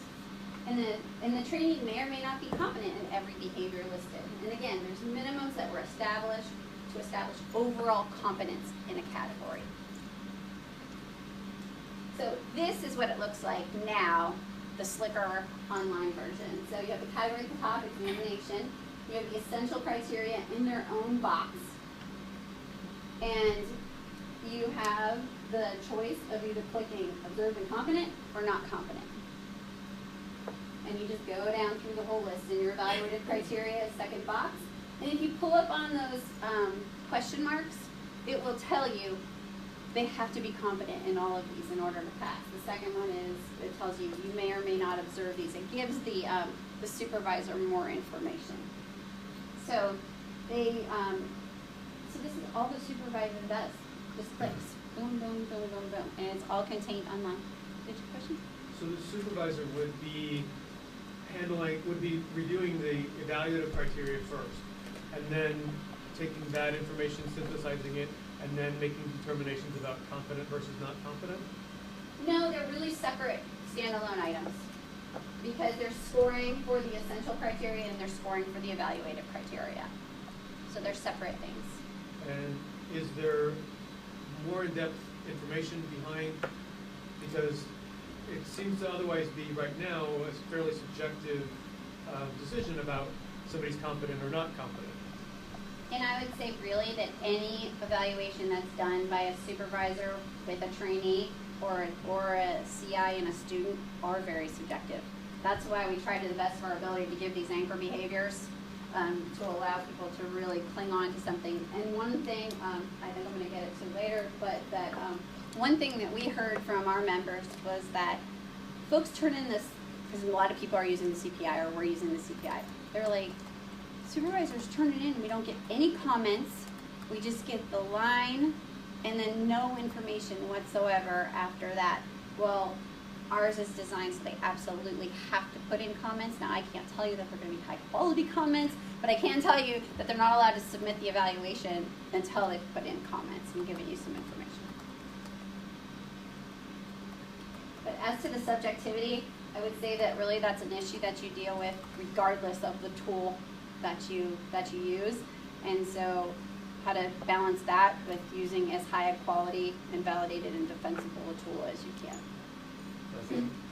I think one of the things that might answer Dr. Drummond's question is the supervisor in the end isn't making the determination. The system's going to score automatically based on certain criteria, whether this person, based on the radio buttons that they've marked, whether this person is competent or not, and that's a whole scoring criteria that's been set up behind the scenes on this. Which I did bring the entire scoring criteria for you in paper, and it's able to be accessed on the Federation's website also. We have a whole document on the scoring rules. And you said there were 12 criteria? They're going to vary. Okay. Is there a minimum? So that's part of the scoring rules, and let's go through, and then I think actually we're here. So this is this may help to answer some of these questions. So in the categories, so remember the categories were those big 6 blanket items. The PT must demonstrate evidence in all the categories to demonstrate competence. The PT trainee must demonstrate and be deemed overall competent in every category to basically pass the PET in their supervised clinical practice. So for the essential criteria, all the essential criteria from every category must be a yes in order to pass. And those evaluative criteria, the requirements for each of these vary. So I can give you an example. The numbers of essential criteria and the numbers of evaluative criteria do vary from category to category. So what that group of 12 subject matter experts did is we had paper people that we made up and cases. And we sat through and we went through each category and actually created the scoring rules for that category. So we said, all right, there's 12 evaluative criteria. Like I said, essential was easy. You have to pass them. The evaluative, there's 12 evaluative criteria in intervention. Okay, well, you can have no more than, and I'm pulling these numbers out of the sky right now, okay? Understand that I do have the paper that actually has the true number, so if you want them, I have those available to you. But let's say that you can have no more than 3 no's, you can have no more than 2 not observed, and you can have no less than 7 competence. Now, yeah, originally on paper, your supervisors were going to have to add all that up and then go to the scoring rules and make sure that, okay, then that's an overall yes, competent. Okay? Now, all that is done, the scoring rules are already in the online coding and programming. So all a supervisor has to do is go click, click, click, click, click, click, click, click, click. Okay, next category. Click, click, click, click, click, click, click. And then at the end, they get a pass-fail ruling. Now, it's real easy for you as a board. You could go back and say, well, why? Why was this a failure? If you see any essential criteria marked no, right there you know. That's the reason. But if it's, okay, all the essential criteria are good, what is it that's going on here? And then if you wanted to go category by category and having the scoring rules next to you, you could say, oh, in professional communication, they got 4 no's and only 3 yeses. Well, that doesn't line up with the score category. So, but it's super, that's the great thing about this. It is so easy for the supervisor and it's so easy for the trainee. And we do require that the supervisor and the trainee both have done this and both provide comments.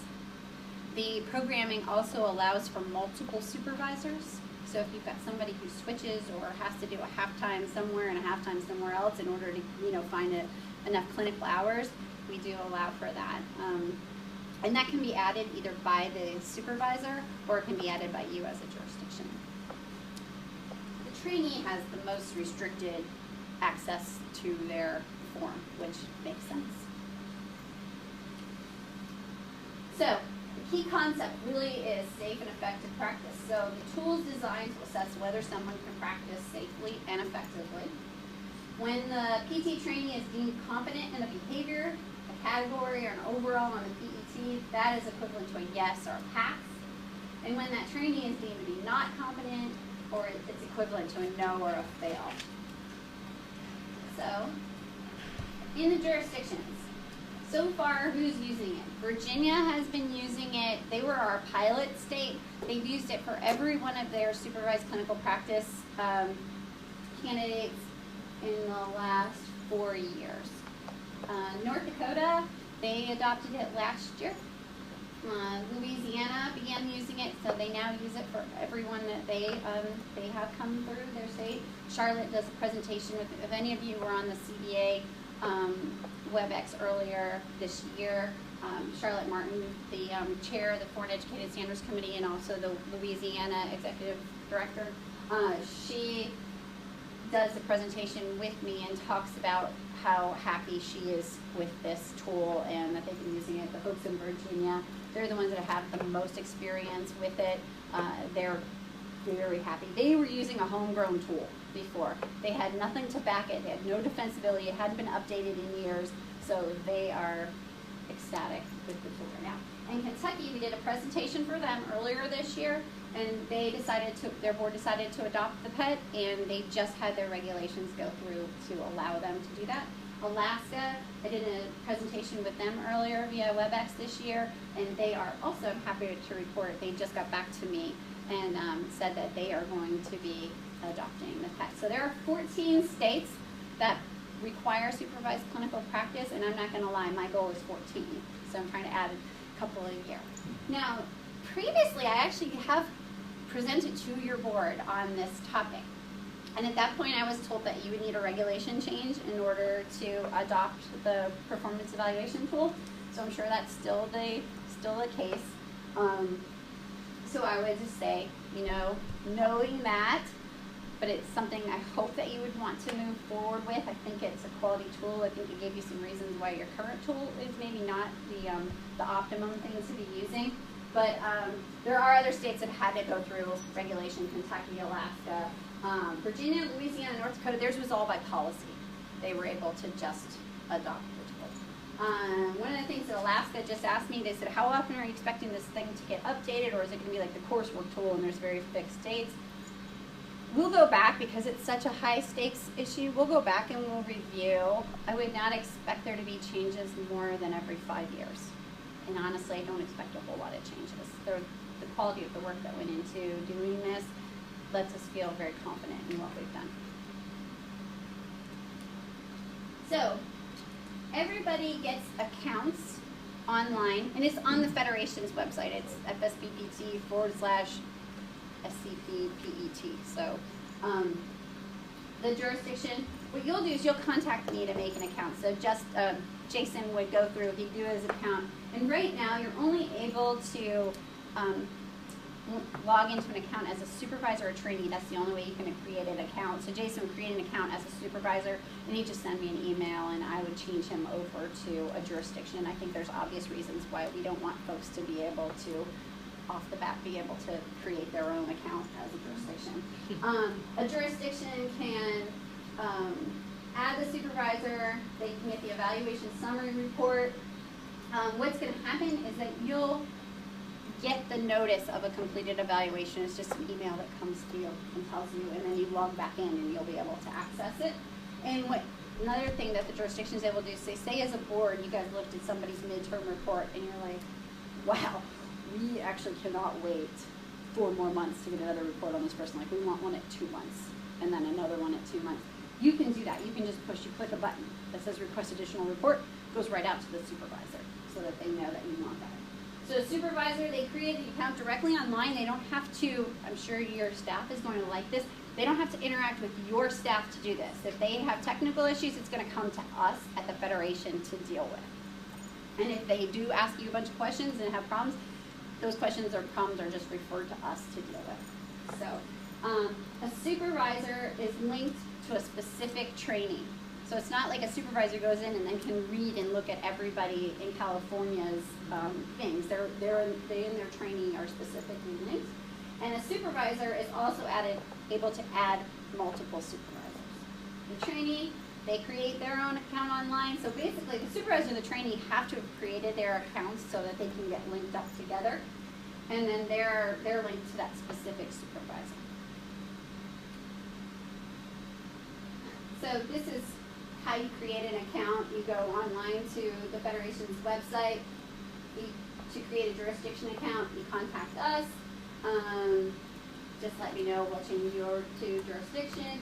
And then you get an email that verifies that you have an account. So that comes to all the account holders, trainee, supervisor, or jurisdiction. And you're not limited, so if Jason and additional members of his staff all need logins, they can all have access to that. So the supervisor and the trainee will then complete the evaluation. They've gotten the email, everybody has accounts, they're all linked up. And so they go through and they click the little buttons like we said. And this is one of the things I was telling you about. So this is on the supervisor. They're the only ones that are actually able to submit the evaluation. So it comes up, it says you're missing trainee comments. If they were missing supervisor comments, the same thing would come up. So it says, I'm sorry, you cannot send this in until you have some comments in each spot. And you get comments after each category. So there's 6 separate places for both the supervisor and the trainee to put in comments. And if there's multiple supervisors, each supervisor will get their own comment block. And then they finished everything, they sent it. Whoever is registered at the state for getting the, as the pet person, they'll just get an email that says from online PET, that says an evaluation submitted, and you just click and open it up and it's right here. What that's telling you, there isn't a direct link here. I will say that's probably a weakness, but it does tell you, okay, log into the pet site, and then you'll be able to pull it up. You'll get a list of folks that are there. So this is what you'll see. So you'll get jurisdiction. You can click on the view more for more details, such as you'll get specific areas of competence or to read the comments. So, so this is the trainee. Mary was the former Foreign Educated Standards Committee chair, so she did mine. You can see here that you have a primary jurisdiction, so it would be California. Sometimes folks, they want to move, and what we're hoping is that other states will just take the supervised clinical practice evaluation that's been done by another state, so it allows you to transfer to other states. That's something a jurisdiction can do. That's functionality for you. Here's the supervisor, and then if you can see, there's a little click here for add supervisor. That's something you're able to do as a jurisdiction. You would, of course, either the supervisor will either need to have already created an account, or you would need their information to create the account. Personally, I would tell them, go to the website, create your own account, we'll find you and we'll add you. It tells you where are we at, so you have required midpoint and final evaluations. So at the midpoint, unfortunately, Mary failed. And if you click view, that's when you're going to get the full detail of the evaluation. And this is where you guys said, whoa, Mary really did terrible. So we want an additional evaluation. So it's already been requested. And then when it's submitted, you'll get the information here. And then also the final. So, all right. So are there any questions on the PET before we move on? You said it's free. It's free. So if it's free, what has been the biggest hurdles you found for people, for states not signing up? They need to change their rules for They their need to change statute. their Because it just takes time. So they'll be interested, or they're not sure, they want more information, but usually the biggest obstacle is they're like, well, we have to change our rules and we have a moratorium on new rules, or we have to change our rules, this is going to take us 6 months, we're interested. And then we're in a trial period.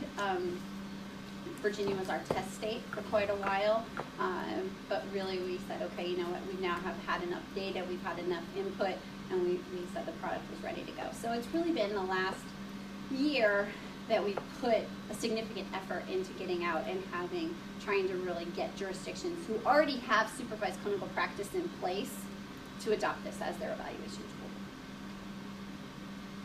Just to add to that a little bit, it would be our biggest struggle too. So changing the rule, part of the criteria to change the rule is necessity. You'd have to make an argument why this change versus the status quo is necessary. What are the other 8 states that require supervision? 14 that you Of want? the 14. So you have the 4 that were listed, and you told us Alaska, California, so then there would be 8 others? Yeah, I'm Okay. going to be honest with you, I don't have that Okay. list. It varies. Okay. It's all over. Arizona is one, and Arizona's super interested in, we just haven't been able. Another issue is being able to schedule time at board meetings, because this is the best chance to really, folks that have come to FSBPT meetings, they've seen it, or on committees know a lot about it, but the best way to get this information is really specifically at board meetings. So trying to get time on agendas has been an issue too. Like Chuck Brown in Arizona, he definitely wants us to come. He wants his board to hear this information, but we've now had 2 board meetings where bigger issues have come up, so we've been bumped off the agenda. So I'd say that's another hurdle. Leslie, do you know how many clinicians have been evaluated with the PET? Honestly, less than 20. But we also, North Dakota, the number's been 0. Yeah. They don't have a big foreign educated PT. Alaska, they've had a few more coming through, but it's less than 5 a year. Virginia, there's really varies. They can have as many as a dozen a year to as few as 2. So. And Jason, do you know how many foreign applicants we have in process right now? I'll just say just over 100. Pending applications for one. But, yeah. So I one- mean, there is no comparative in this conversation for the volume. There's no other state that has if we had New York that required supervised clinical practice or Florida, then we could start to talk, but no, this would be a gigantic bump to our data. One of the things I did not mention is that after folks have tried to submit, they're actually sent to a survey, one for trainees and one for supervisors, to give us some feedback on the tool. Feedback's been super positive, and we're getting information from the trainees just about the general idea of a supervised clinical practice, and that they feel it's a benefit or helpful to them. So the other 2 major states, Florida and New York, do not require. They do not require a supervised clinical practice. So Pennsylvania Pennsylvania does. does. Mhm. I believe Illinois might be next in the list of licensures. Minnesota. Yes, Minnesota does also. Thank Texas, you. yeah, Texas also.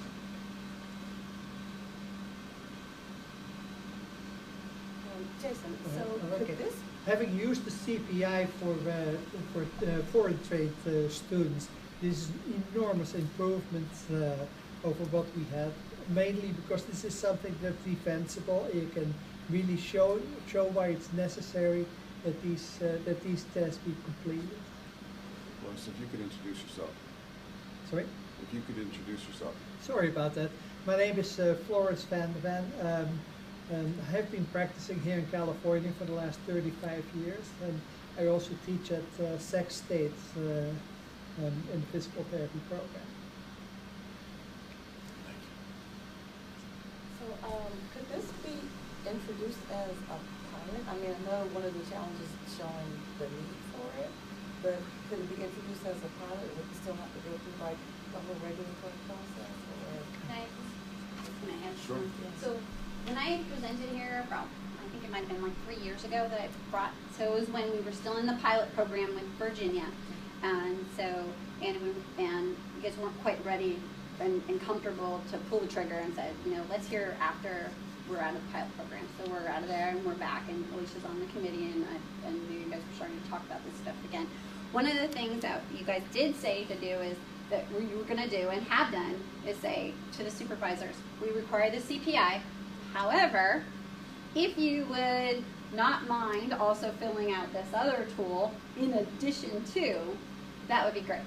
Well, I can tell you had one. You had one person who actually did do both. So, I mean, I'm assuming they did the CPI, they did ours. So While we tried to kind of garner some volunteerism, if you will, out of 100, and that's kind of a consistent number in the process. We had one that was sure we'd be happy to. So not for lack of trying in the past, but it would be on a volunteer basis, so you're kind of beholden to that volunteerism. What's the hesitancy though? Like, is it double the work? It's double the work. I think ours is actually less work based on how you do it and how you access it. I think it's actually easier and more user-friendly. It decreases your staff time. So when you want to talk about a need, I mean, if I were telling you right now what would be my basis, I would say this tool is defensible. It's up to date. It is, the current tool that you're using is copyrighted for a completely different purpose. The tool that you're using now is not even the most current tool of the tool that you're using incorrectly. Ours has been through a standard setting process that other tools have not. This tool was designed specifically for foreign educated PTs. The tool decreases your staff time. It puts the onus of the IT, the infrastructure, the question answers, those things, on the Federation. And it's free. So the supervisor, do they have any kind of a working document or anything that they could be using for notes before they go and input? To have those things in mind? They could download, it is available, the full tool is available on the website. So if you wanted to download it as a paper thing and look at it first, you absolutely could do that. Supervisor, trainee, supervisor, anyone. We aren't hiding it. So. Just one more point about the idea of running it as a pilot. I mean, we could bolster our efforts a little bit and try to be more assertive. Strongly recommend.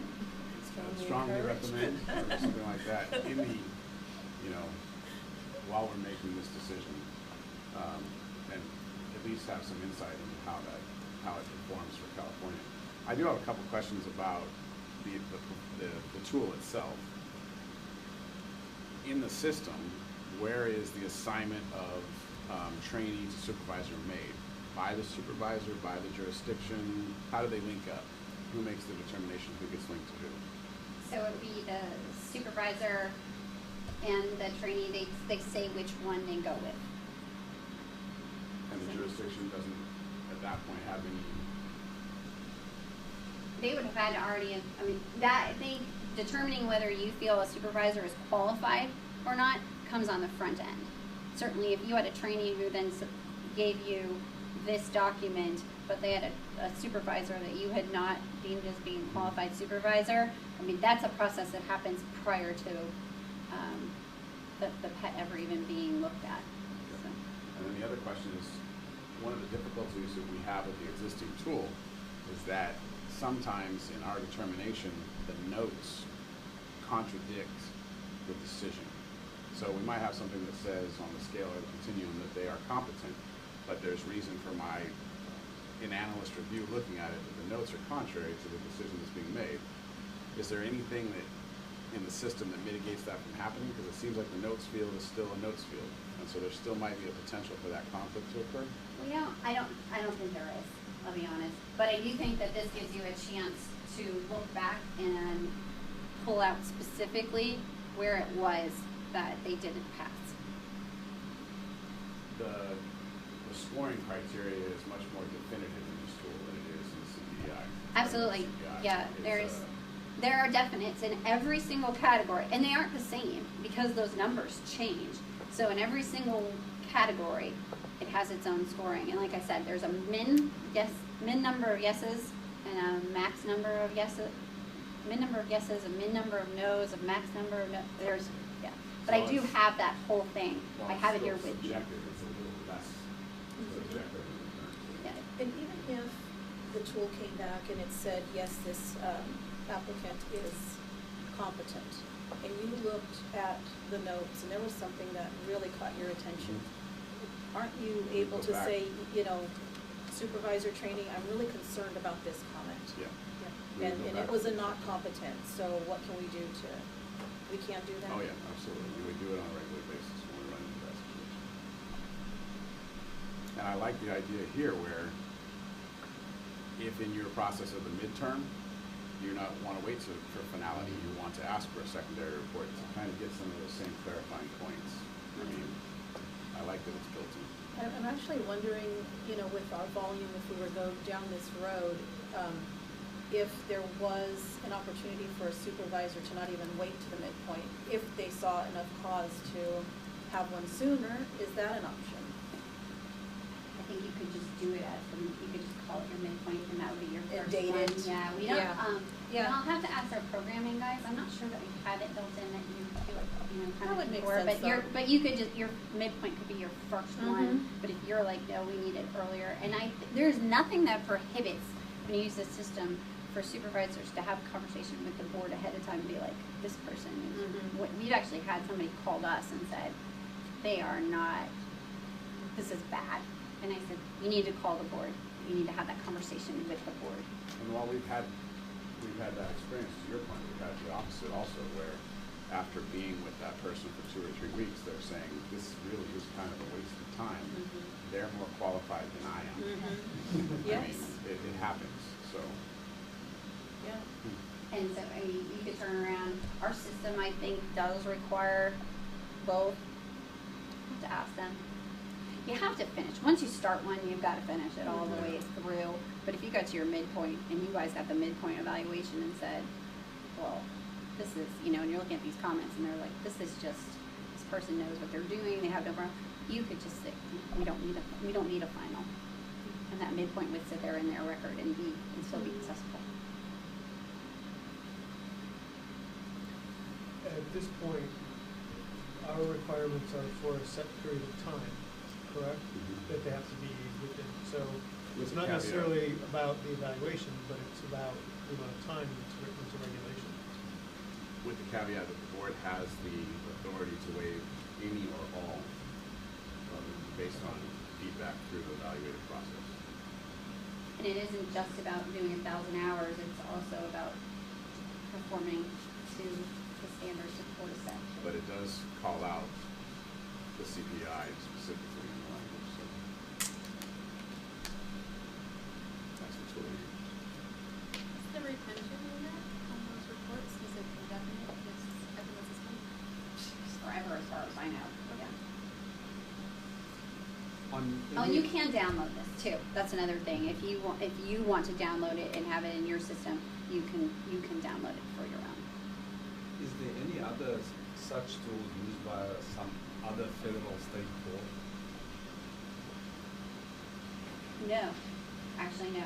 We did a review, because that's one of the things that the background that was done by the Foreign Educated Standards Committee in the development was looking at what is used by other physical therapy boards or physical therapy boards throughout the country, and then what's used by other professional boards. I know there really isn't another tool like this. No other organization, to my understanding, has ever developed their own tool.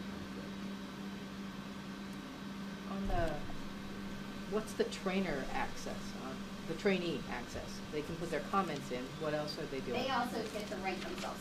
Oh, they do? Yes. Is there a field then for the board to see both comments? Yep. And You get everything. But I You're mean, gonna on one particular screen, will it show and compare their? You know what, I'm gonna be honest, and I'm gonna go back and have to look. It's been a while, honestly, since I logged in as each different type. So I will look and see if they do get to do that. They see everything that they're rated on, and they don't see their supervisor's rankings until they sit down together. That I know for sure. Now, I may not be correct when I said that they rank themselves, but they do see every criteria. They may only get to put in comments. I would have to go look at that. But you guys could go in, if you wanted to do it in pairs, you could set yourselves up as one as a trainee and one as a supervisor, and you could see, you could kind of play with it. That would be fine. You can go in and create accounts now if you want to. What kind of training is provided to the supervisors who use the tool? We found, honestly, to date, that the supervisors didn't need any. Self-explanatory. It is self-explanatory, but we do have the little help boxes and hover boxes throughout the tool where we felt it was necessary, and we do have the full explanation of the tool on the website that is available. And if they have had questions or issues, then they've called us and we've been able to take care of it. But really, we get hardly any questions. And in talking to Virginia and Louisiana, they said it's been really smooth and people have not needed any help. And those that have used it, I guess, and I know there's probably no numbers to measure this, but just kind of a ballpark idea is, those that are using the tool now, more than likely were APTA certified as a clinical instructor. I don't know, because honestly, majority of states do not have that as a requirement.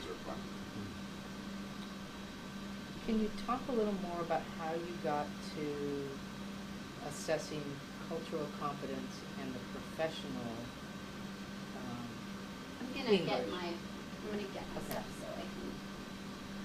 Do we require our supervisors to be trained with a CPI? So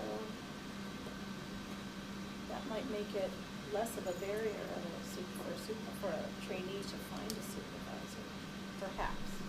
Yeah, I think it goes to kind of part of this whole conversation is if there's a switch, where the board determines the need for a switch, do you then keep the APTA clinical instructor requirement, or do you not need it now because you're using a different school? No longer need it? And then you're right, if you no longer need it, it's less of a barrier, but something to look at. Well, I think that'd be a bigger conversation because the clinical instructor is more than filling out the tool. Oh, yeah. It's about how to observe something. And biases and all of those things. When you bring in culture, you're gonna. So when we look at professional behaviors, under there, so demonstrate sensitivity to individual and cultural differences when engaged in physical therapy practice. I actually think some of this, we used the CPI in the development of this too. I mean, we pulled together all the tools that everybody was using and kind of pulled out the pieces and parts of the, the best pieces of all of them. So that's one. Establishes communication and interacts respectfully with colleagues, patients, and staff. Talks about body language, personal space, eye contact, professional boundaries between self and patient.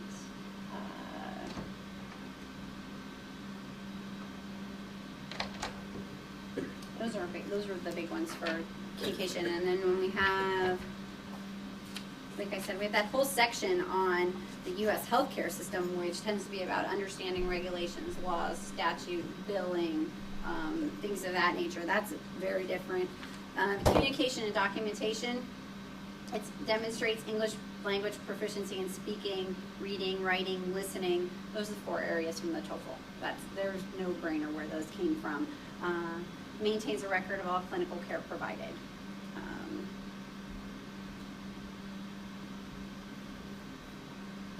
They document sufficient information to allow for another therapist to assume the care. So this is communication and documentation. Establishes a link between the identified problems and intervention provided. So those are some of the ideas that come from that. Like I said, I have this whole thing here. So in the U.S. healthcare system, it understands the role of the physical therapist. Oh, this is only for PTs right now too. We do not have a PTA version. So do not use this version for PTAs. You'll jack it all up because tons of stuff won't make any sense. They'll be not competent in all kinds of things. You can't do it. So don't use it for PTAs. Understand the role of the physical therapist in the United States healthcare system. Demonstrates knowledge of federal laws and rules applicable to physical therapy. Demonstrates knowledge of state laws and rules applicable to physical therapy. So those are your essential criteria under the United States healthcare system. Then you've got utilizes time and clinic resources in accordance with legal and ethical requirements of the employer or the healthcare organization. Utilizes support personnel with appropriate supervision. Demonstrates knowledge of facilities, policies, and procedures. Demonstrates knowledge of third-party payer policies and requirements. So no matter where you were working, you were going to have a payer. It's just, we weren't going to put in, you understand how to do the OASIS form. Like that would make no sense. That wouldn't be appropriate. And it would make this not last over the long haul either. And charges submitted for payment are supported by the documentation. So it just gives you an idea of what you're dealing with. But I will leave this all with you guys. And like I said, it's also available to you on the website. But it goes through in all the scoring rules. So, okay, I have them here in a nutshell. So for the 6 categories, for professional behaviors, there's a minimum number of yeses required to pass. That's 3. There's a maximum number of no's. So remember, that's all in the evaluative criteria, right? Because the essential are all yeses. They're all competence. and the maximum number of no's is 2. So when you add these up, they're not going to add up to the number of the criteria. There is the wiggle room in there. But if you read those to us, we'll make sure that the numbers always are. Yep. So, I will. Any other questions on that? On the online version, how does the FSBT validate the identity of the supervisor? I'm just wondering if it would be possible if an applicant could create an account as a supervisor and fill it out themselves. Who get their license number? Okay. Yes, who asked for their license number?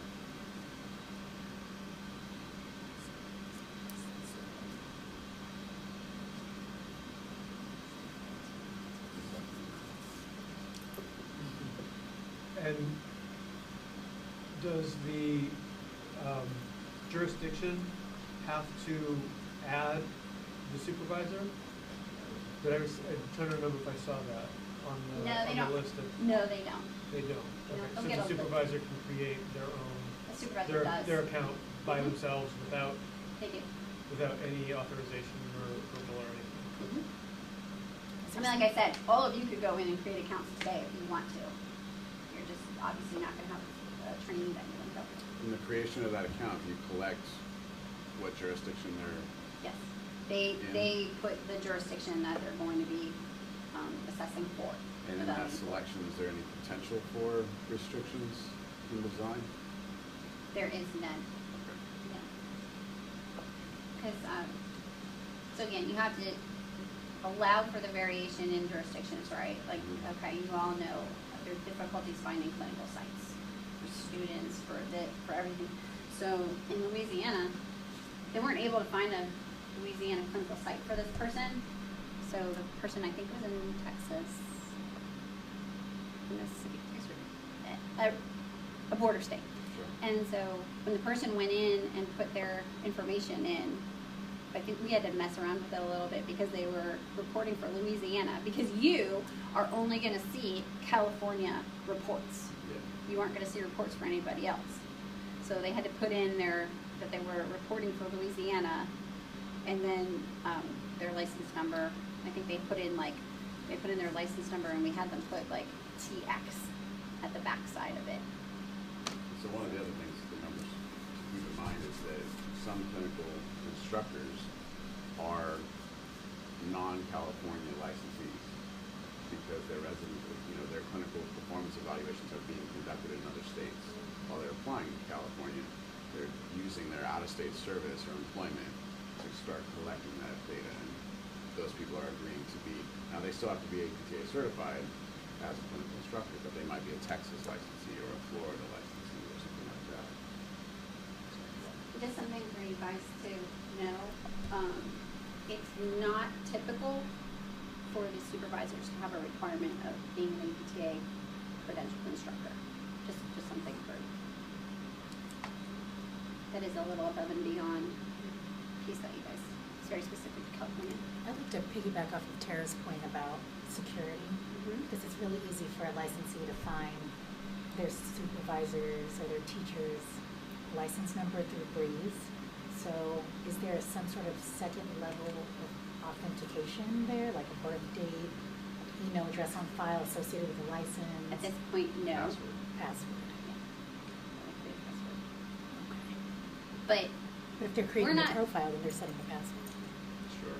So one of the things that I would say is that this isn't the final review, right? The final review is at the board's hands. Now, if the board were to call the supervisor and say, verify, have you done this? Did you fill out this? You could do that next set of authentication, but we don't have it built into our systems. Systematically, how it might relate to our process is we actually approve the clinical instructor for that training. I see. And so in the back office, we've taken care of that. Now, I would love to stumble across a trainee who's unofficially I'm sure created you an account, would. because we figure it out, But it's something important to keep in mind.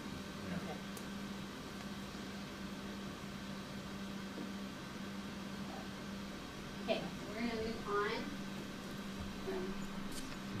Here, do I need to?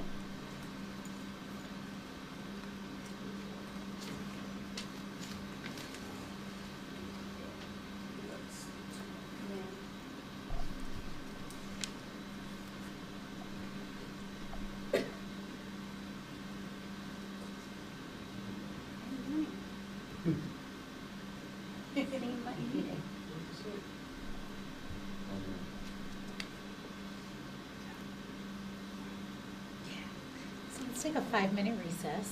Reconvene at 11:26.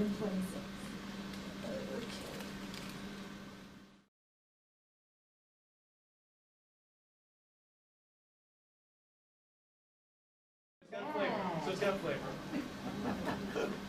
Thank you, Leslie. All right, so just my final wrap up of that last, because of course it's one of those things you get the questions and you're trying to answer on the fly. The more I thought about it, so with regard to security and authenticating the person, so really a lot of this, especially for your board, some of the boards don't do it this way, but your board approves a supervisor.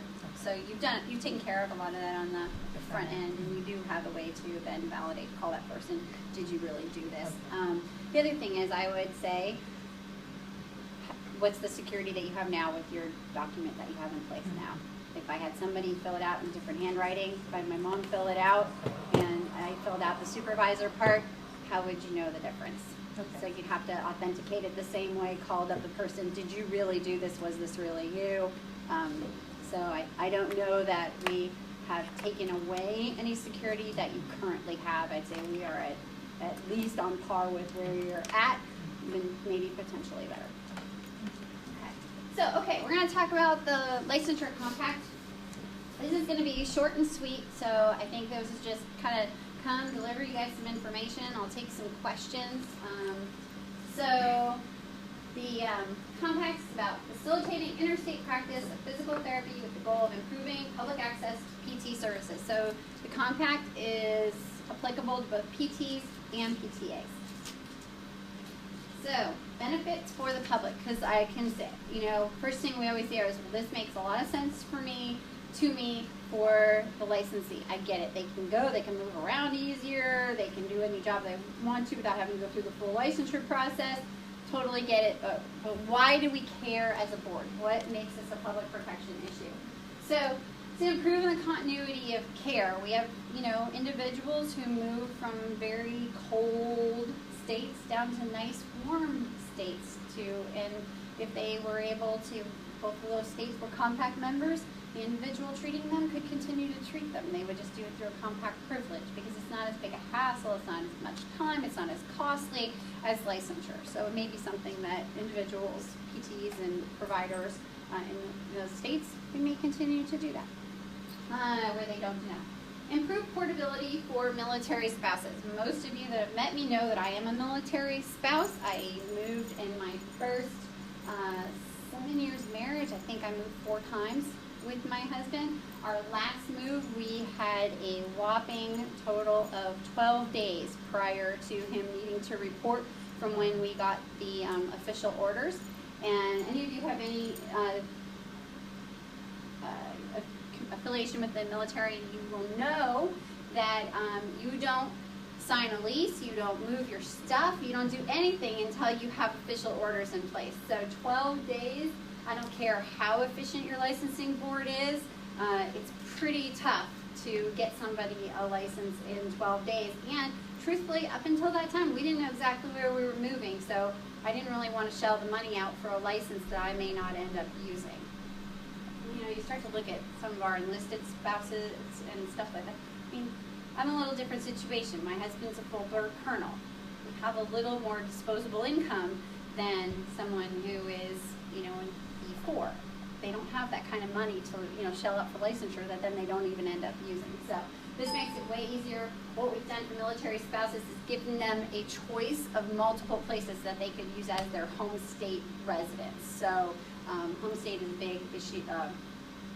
It's a big thing. It's kind of your anchor in this compact. And what would happen is for those military spouses, it gives them more places that could potentially be their home state so that they could take advantage of the compact more easily.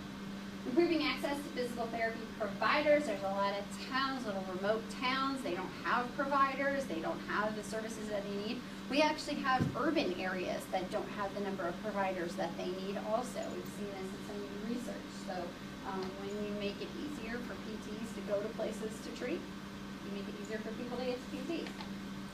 And increasing your choice of providers, facilitating alternate delivery methods, telehealth. It's telehealth and the development of telehealth and the innovation of telehealth, one of the things that, if you read the papers on telehealth, they'll talk about one of the things that stymies it is regulatory requirements for licensure. So, the compact's going to simplify and speed up the current process. It addresses portability and barriers to access. The practice of physical therapy, this is one thing that is stated in the compact specifically, occurs in the state where the patient and the client is located at the time of the patient-client encounter. So we wanted to basically get rid of that question of where does practice actually take place and put it right in the compact so that everyone knows, so that if you are a telehealth provider, which is where this typically comes into play, that you understand, okay, if you have a group of patients in Florida that you take care of, even though you're in California, you're going to need to have a license in Florida when you're taking care of those folks. Or a compact privilege, as it happens now. So, what's the benefit for the jurisdictions? This is preserving state-based licensure system. We're not going to tell you what you need to have as your requirements in order to license an individual. If you want to have a supervised clinical practice, have a supervised clinical practice. You want to have a personal interview, have a personal interview. That's your choice. It's your state. You're going to license them. Do what you want for that. It improves the communication between the states. It ensures full participation in the licensure and disciplinary data system, and allows for the sharing of investigatory information. So I think this is one of the biggest issues. I think it's also to go on the benefits for the public, because with everybody in the compact sharing all of their licensure and disciplinary data, we don't have any questions that we're going to know if there's been an action against someone, and they're not going to be allowed to practice in other states. If they've lost their license, they have a suspended license, anything like that. People, the member states are all going to know about it. One thing, the compact does require criminal background checks for licensure. So, and it requires continuing competence. So some states are like, I don't know, I don't like it. We require continuing competence. What if another state doesn't require it? I'm not comfortable with that. Well, those are two requirements in order to be a participant in the compact that you do have to have as part of your licensure requirements. So, how does this whole thing work? Therapist Chris has a home state. As part of the rules, which are what being written right now, it will define exactly what home state is, but really, it's the place that you live. It's the place that you consider your domicile. For the most part, it's the place you file your taxes. That's your home state. As a military spouse, I get to pick my state of legal residence as defined on our military form that we've turned in. That's Florida for me. I could pick my place where my husband's orders are. So when we were living back east, he actually was at Fort McNair, which is actually located in D.C., in the District of Columbia. But we did not live in D.C., we lived in Virginia. That was my current state of residence. So I could use Florida. That's where my driver's license is. That's where my voter registration is. I could have used D.C. I could have used Virginia. Any of those three were going to be available to me as a military spouse to be my home state. And we do require verification in the system to demonstrate that you're a military member or military spouse in order to get this basically this privilege. Otherwise, you have a home state, and you're going to, as a therapist, you have to have a license in the home state. It's got to be in good standing. You can't have any discipline against it, no adverse actions in the last 2 years, no encumbrances against your license. I have to have a primary resident in that home state. And I will have to have met any jurisprudence requirements that the state I want to go to requires. So here in California, if you're like, okay, yeah, we can have folks come in on compact privileges, however, they have to meet a jurisprudence requirement first. That's up to you. You can determine that.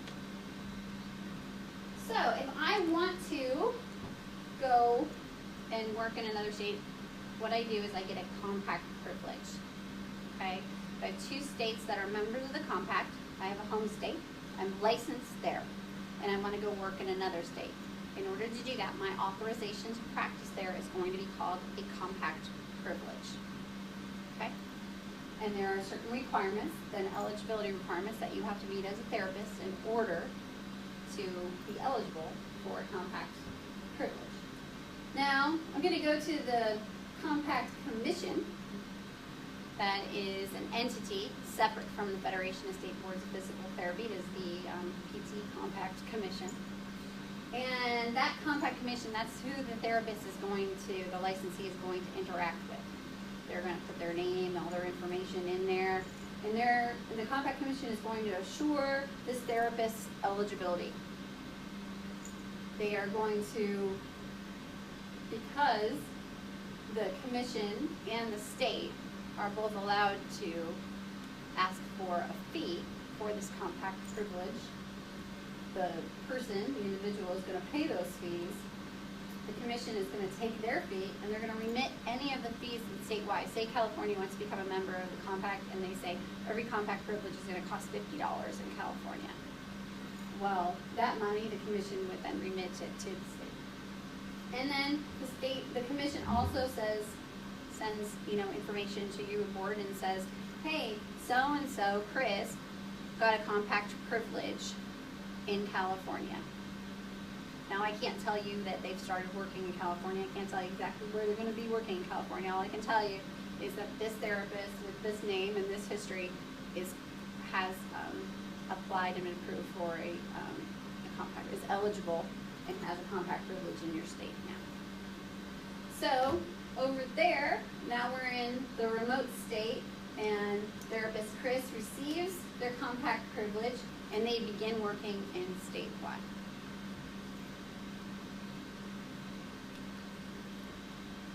So, a little bit of information on that compact commission. It is a governmental entity. It is made up of the state. It is not a federation entity. It's not an APTA entity. You get a delegate from each member jurisdiction who has to be a current board member or administrator. Now, the Federation and APTA both have ex officio members on this commission, so they're non-voting, basically just there because they're obviously extremely interested stakeholders in what's happening. So, the Compact Commission promulgates the rules that apply to how the compact runs, to that PT compact statute, which has absolutely no impact on scope of practice whatsoever, no impact on your licensing requirements. And we're currently actually in the process of promulgating these rules. We actually have a conference call tomorrow with the group.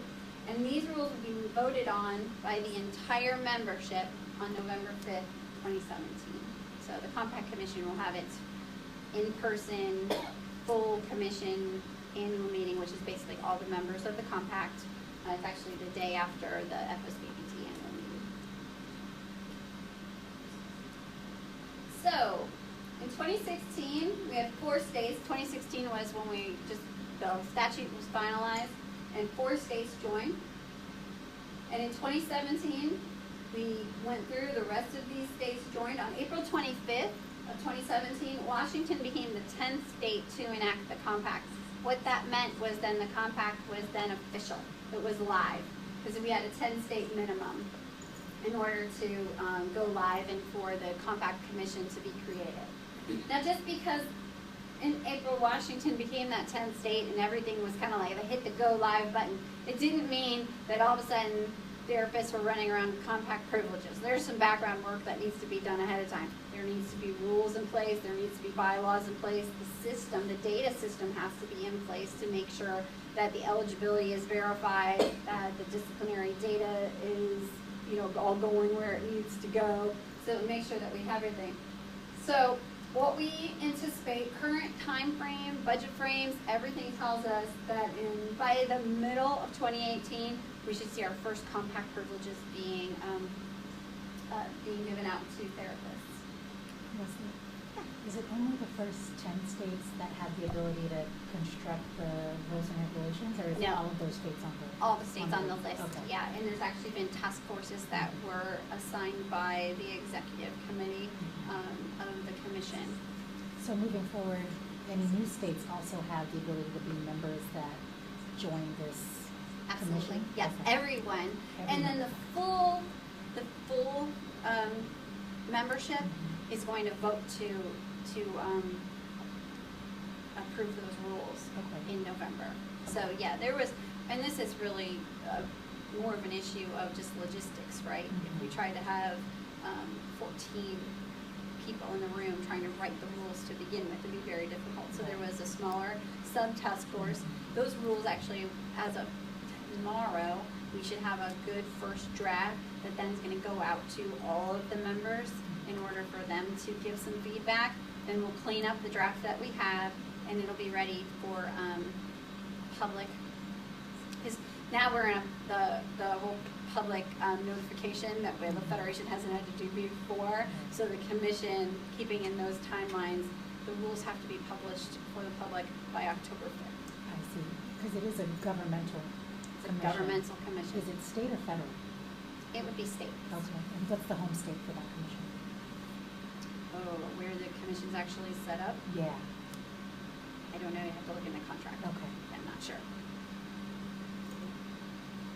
So, colors are a little off on this, but we have 14 states that have enacted the compact to date. Let's see, we do have, New Jersey still has active legislation.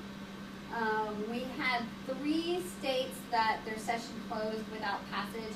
Oklahoma was an issue based on really one very powerful senator who really hated PTs because of the direct access bill from last year and killed it. So that, really, they didn't even get a fair shot on the merits of the compact itself. Florida and Illinois, it's issues. So Illinois, all of a sudden, they had like 4 compacts that were coming at them at once, and I think the regulatory agency, their larger regulatory agency, not their PT board, is an advisory commission, and their larger regulatory agency was like, whoa, wait a minute, now we've got lots of questions now. So that wasn't able to move forward, and Florida was a similar type of situation where they just, the agency just wanted to take a step back from compacts in general. It took quite a while for the nursing and the medical compact to go through in Florida. They had to go through basically a very similar process in order to make it work. So these weren't big surprises, and it wasn't because the legislature voted it down. We haven't had that in any state where it didn't pass, when it went to a vote and didn't pass. Colorado, we're working, the commission, I should say, not we, but the commission is working with Colorado right now.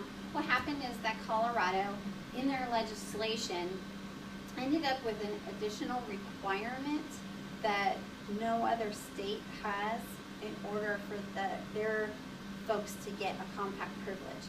And one of the issues with a compact, and one of the things you're promoting, is uniformity. So by them having this additional requirement, it put them out of, basically in default of the compact agreement. So currently working with their state to see if there's anything that we can do to clean that up. So that's why they're in kind of a purgatory right now, trying to figure out, but they can't really move forward. If tomorrow compact privileges were ready to go live, folks that have licenses home state of Colorado would not be able to take part, and folks that would like to get a compact privilege in Colorado would not be able to take part right now, but we're hoping to get that. What is that additional requirement in Colorado? So they have what's called, it's an Hpd Questionnaire.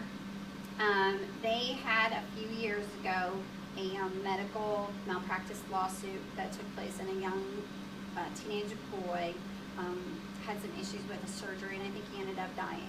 And because that, the parents became big advocates on their in their capital, and they have this questionnaire that any provider has to fill out in order to become licensed. So it talks about where have you worked before, have you had any disciplinary history, supposed to give you a full, it's a profile of any provider that you could potentially go to, and you can, as a public member, or a member of the public, you can access that at any time from the DORA website.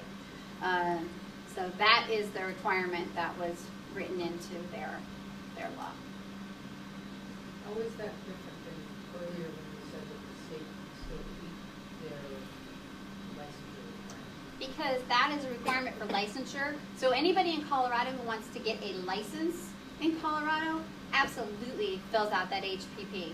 But if I want to get a compact privilege in Colorado, because it was attached to being required for the compact privilege, that's what puts it out of alignment. So it's not, it couldn't, because in my mind I can see how potentially it could be construed to be matched with the jurisprudence, which is required. The jurisprudence example, or on your slide with Chris, the applicant needed to make sure that they passed any jurisprudence. The way jurisprudence is defined in the compact, it's very specific to an assessment of the state's laws and rules.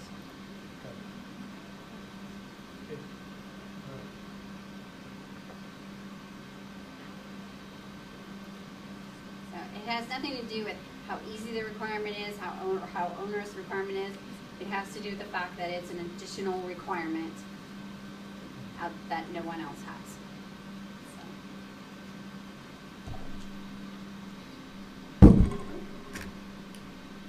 Okay, so that is all I have on the compact, but I'm super happy to take any questions. I have a question about discipline. Okay. So if you have an individual who is not in their home state, does something bad, who investigates the case, number one, and who pays cost recovery for that, number two? So you can a state can only take action against whatever the state gave them. So if you're in a state where you have a compact privilege, that state would take the lead on investigating within that state, and you could take action against the compact privilege. But they would still potentially have a full license in their home state. They could.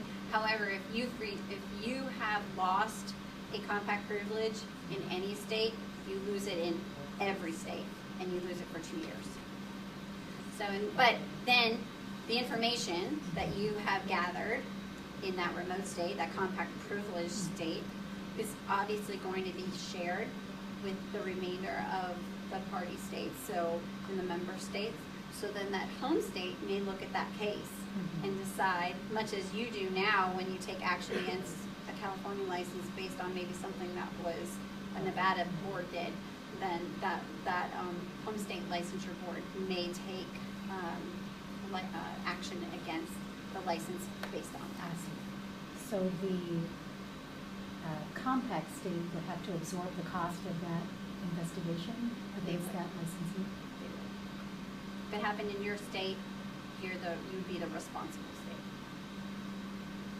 Leslie, the requirement on the Chris slide about that Chris needs to make sure that he's satisfied any jurisprudence requirements for, that one. He has to make sure that he's satisfied jurisprudence requirements for statewide before he submits an application for compact? So I guess this is where we start to, things are a little bit different. What you do is you go, as a licensee, I go to the Compact Commission website and I say, I want to get a compact privilege. And I go through where I put in my information. It really is just a checking that the person meets the eligibility, right? So they're going to look for the disciplinary action. And in that point, where that person is going to do is they're going to attest to, and it's going to say, California requires a jurisprudence exam prior to getting your, beginning practice. I understand that, I have completed it. Okay, so you would have had to have done that before you are at that stage where you're checking out You're the supposed to, yes. Okay. Yes. And then the idea is that it can be audited at any time, and that if you are found that to be out of compliance with that, then you're going to lose that compact privilege, and you're going to lose every other compact privilege, and you're not going to be able to participate in the compact in this way for a minimum of 2 years. Just as an aside, there's another tool, and we've adopted it. Oregon adopted the compact, And we have a jurisprudence, we have a formal jurisprudence that we developed in conjunction with the Federation in partnership called Jurisprudence Assessment Module. So in Oregon, if somebody wants a compact privilege, we're going to get notification from the commission that this person says they've taken the jurisprudence and they want a compact, they're being awarded a compact privilege in Oregon. Well, because we participate in the JAM, we get that report. When they take that JAM, even before the jurisprudence assessment module, the Federation on all applicants in Oregon sends us an email saying, here's a score report on the JAM, they've passed or they failed. So when we get, in Oregon, when we get that notification, we'll be able to match it up back to our score report that we have on the JAM. So we'll know for sure if they've taken it or not. But that's our check in Oregon. And so you don't receive a license, do you receive a license number? You don't receive a license number from the state.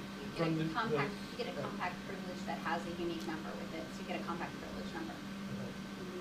And then, Jason, are there other healthcare professions in the state that participate in compacts in California? In California, the only attempt at a compact thus far is between the Registered Nursing Board and the Licensed Vocational Nursing Board. There are talks all the way up to the medical board about future legislation for compact agreements with other states. So at this point, no.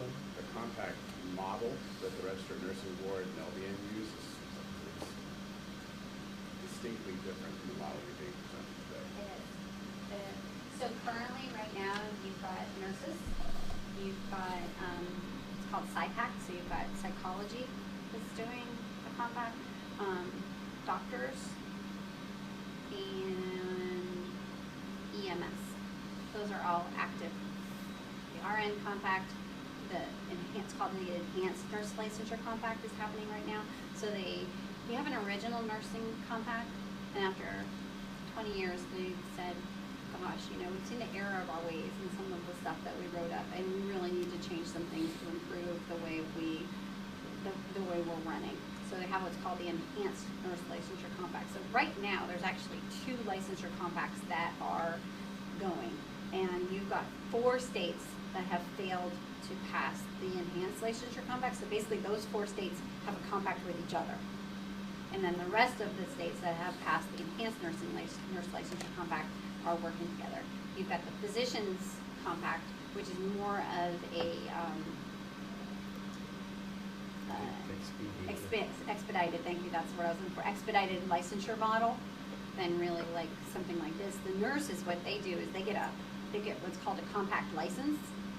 So like in their home state, they check a box, say I want a compact license. So I have a compact license, which means now I can go work in any member state. I don't have to notify anybody, I don't have to tell anybody I'm going there. Our members were like, you don't like that? We want to know they're coming. And that's how our model evolved from the advisory commissions that we had. So how does the breakdown of the fees work? So I know you said that there is a filing fee that goes to the commission. So there's a commission fee that has to be determined still by the commission's executive board. So, but there will be a fee to the commission, and then the state may or may not choose to have a compact privilege fee. So that, which helps to, and some folks are concerned about revenue loss, right. And that may have to defer some of it. So that would only include one state, or would it include any state? Okay. Yeah. So if I went on and I applied for compact privileges in Texas and Oregon and Washington, I would pay 3 fees to the commission and 3 different state fees. Is that a one-time fee? No. The yearly, annual fee? Your compact privilege expiration is going to be tied to your home state privilege or your home state license expiration. So in some cases it'll be annual, in some cases it'll be biannual. I think in one state it could be 3 years. So is there a limit to how many states you can have a compact with an individual license? No. So like I could have 1 home state license and I could have 13 compact privileges.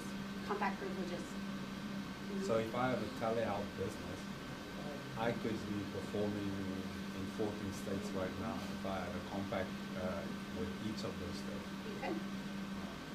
You could do it right now if you just had to have 14 licenses. Yeah, if you're paying 14 licenses. I have another governance question. Okay. For the executive board of the commission, are there any public members in the midst of the whole North Carolina thing? Is there any?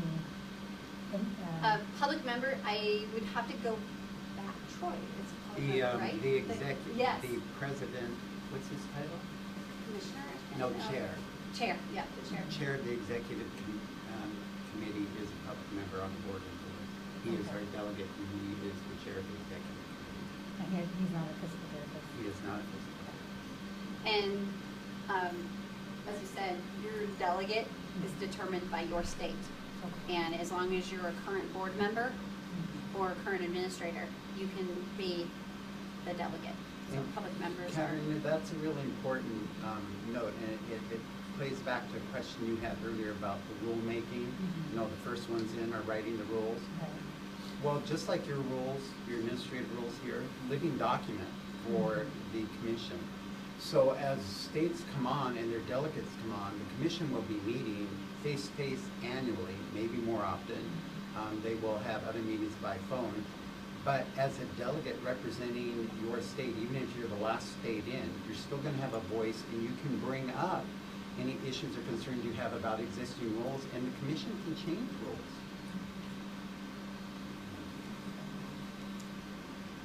Are there any other questions? If a therapist goes to another state on the compact privilege, how does a consumer of that state verify their license? They can verify they have a compact privilege by coming to the commission website. They would verify the license by going to the State website. Yeah. What we're planning to do, and this is all new to us too, but what we're planning to do in Oregon is where we have our license status, we will have, we will know who's there on privilege. We'll have some minimum information from them that the commission will supply to us. But when you look up somebody in Oregon, they'll say compact privilege as opposed to being active or inactive or retired or revoked or suspended. They'll say compact privilege. And that's going to be however a state chooses to do it, but the compact commission's website will have the information for individuals that hold a compact privilege. They will not hold license or data will not be made available on that website. I have a couple questions. I have a couple minutes, so. Make them really quick. So the mutually agreed upon kind of gold standards that are part of the contract language, specifically what I'm most interested in is probably the criminal background check. So at what level does that occur? Is that background check done in all of the 14 compact states or just the home state? And is it done at the local, justice level for that state, or is it done at a federal level? It's in the statute as the FBI required background check, so it's specifically written out in the statute. So, and then it is done as a requirement for licensure. So I guess I could backpedal and say the one thing that you would have to do if you want to become a member of the compact is you would have to have criminal background checks. FBI fingerprint criminal background checks. Ready to roll. Now, Jason, what you and your board need to be aware of, there isn't a look back on that because now Oregon did not. We did a criminal background check that was a database, national database criminal search. We didn't have FBI. We have FBI fingerprint background check getting ready to implement. We have implemented, but getting ready for the compact to come. But there's not a look back. So the licensees in Oregon have had criminal background checks, but not FBI criminal background checks, and we would not go back and require them to do that. This would be new licensees coming in, anybody coming into a compact state from the point in time that the state becomes a member of the compact, any applicants they have for licensure that then could get compact privileges have to have been screened with an FBI fingerprint background check. With every licensee. And at that federal level, is that a one-time FBI check, or is it a subsequent notification subscription, meaning that should they get arrested in another state, are all of the 14 compact jurisdictions going to be notified? Or is it just that one time we're checking right here, right now? Right now, it's one time we're checking here right now. Now, you would hope at the state level, when you do, for a home state, you would do your renewal, you ask your renewal questions, they either respond positively, or in Oregon, we still do a state and local upon renewal. It's called Let's Check. It's just state of Oregon, but we do it on all the licensees that show us any arrest records in Oregon for the prior renewal period. And if that happened and it was we would take an action against it or an investigation, that investigation triggers, they're writing the rules right now, but it's like 2 days you have as a compact state to inform the commission that you have a complaint against this licensee or you've opened an investigation against this licensee. So you're required as a compact state to notify the commission when that happens. And at that point, after that 2-day period of time for notification, is the privilege automatically removed, or does the compact holder? There has to be a processed? final order on it. Okay. The final order is where an action has been taken against the licensee's license. When that final order happens, they immediately lose all their privileges and privilege in their home state. And until that order is satisfied, whatever that might be, they have to have a clear record for 2 years before they're eligible to have privilege again. So Chris is from Texas, and he applies to the Compact Commission, and he checks the box for California. Mm-hmm. He pays whatever the appropriate fees are determined through the agreement with California. But he used to live in California, and he has criminal history in California. I'm not going to have an opportunity at that point, from that example, to know what his criminal background history is in California through the Department of Justice if it wasn't reported to the FBI. Does that sound? Yes, that would be true. If it hasn't been reported to the FBI. I had a similar question. As I understand it, our laws in some ways can be more strict than other jurisdictions. And if there was something that we would open a case against a license for, but another state wouldn't, we might not see that in their history for that state, right? Yeah, you could look at that both ways, where it could happen, where we open on something they wouldn't, or they open on something we wouldn't. Okay. So there's a potential for inconsistency, I think. Alicia, understand that if an action is taken against somebody with a compact with Oregon, California, California, and we know this, California will take action against some things that in Oregon we can't. Okay, so they lose their privilege, they're resident in California, compact privilege in Oregon. They lose their privilege in Oregon because you guys have taken an action against them.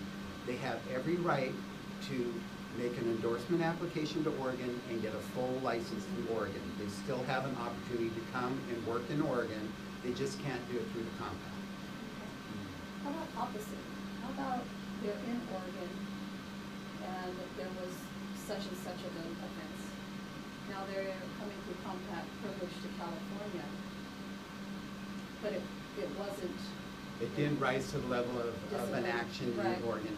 You guys would never even know it because we would not have taken an action That's against my it. concern. And the original FBI check is from Oregon, Mm-hmm. so you would not know. Well, and a privilege wouldn't be granted, or it'd be revoked if it was. So if Oregon took an action against that person, If you took an they action, would violate the privilege in all the states that they have it from. So they wouldn't go practice in California. But what if they didn't take an action on it because they couldn't, but it's something But we would have? That's the point. Yes. Oh, I'm sorry. You got it. Yeah, okay. there is a loophole there. And the prime example is DUI. We can't do DUI in Oregon unless it's related directly to the practice. California can take an action against a DUI. Got lots of those back and forth between. Right. The other thing that I would kind of caution against, or at least look into, is that the information that the Federal Bureau of Investigation receives from jurisdictions varies from state to state drastically. Some states don't report to the FBI at all, and some pick and choose what types of offenses they report to the FBI. So we have that issue here. Currently, we do a fingerprint background check with DOJ and FBI. But we find out through, like, you know, through respondent disclosure, I got tagged for such and such in Louisiana, and it doesn't show up, and we kind of rap for FBI because Louisiana doesn't report that to the Federal Bureau of Investigation. So there's some. You know, and it may be a thing as we move on, that the rules are enhanced. Yeah.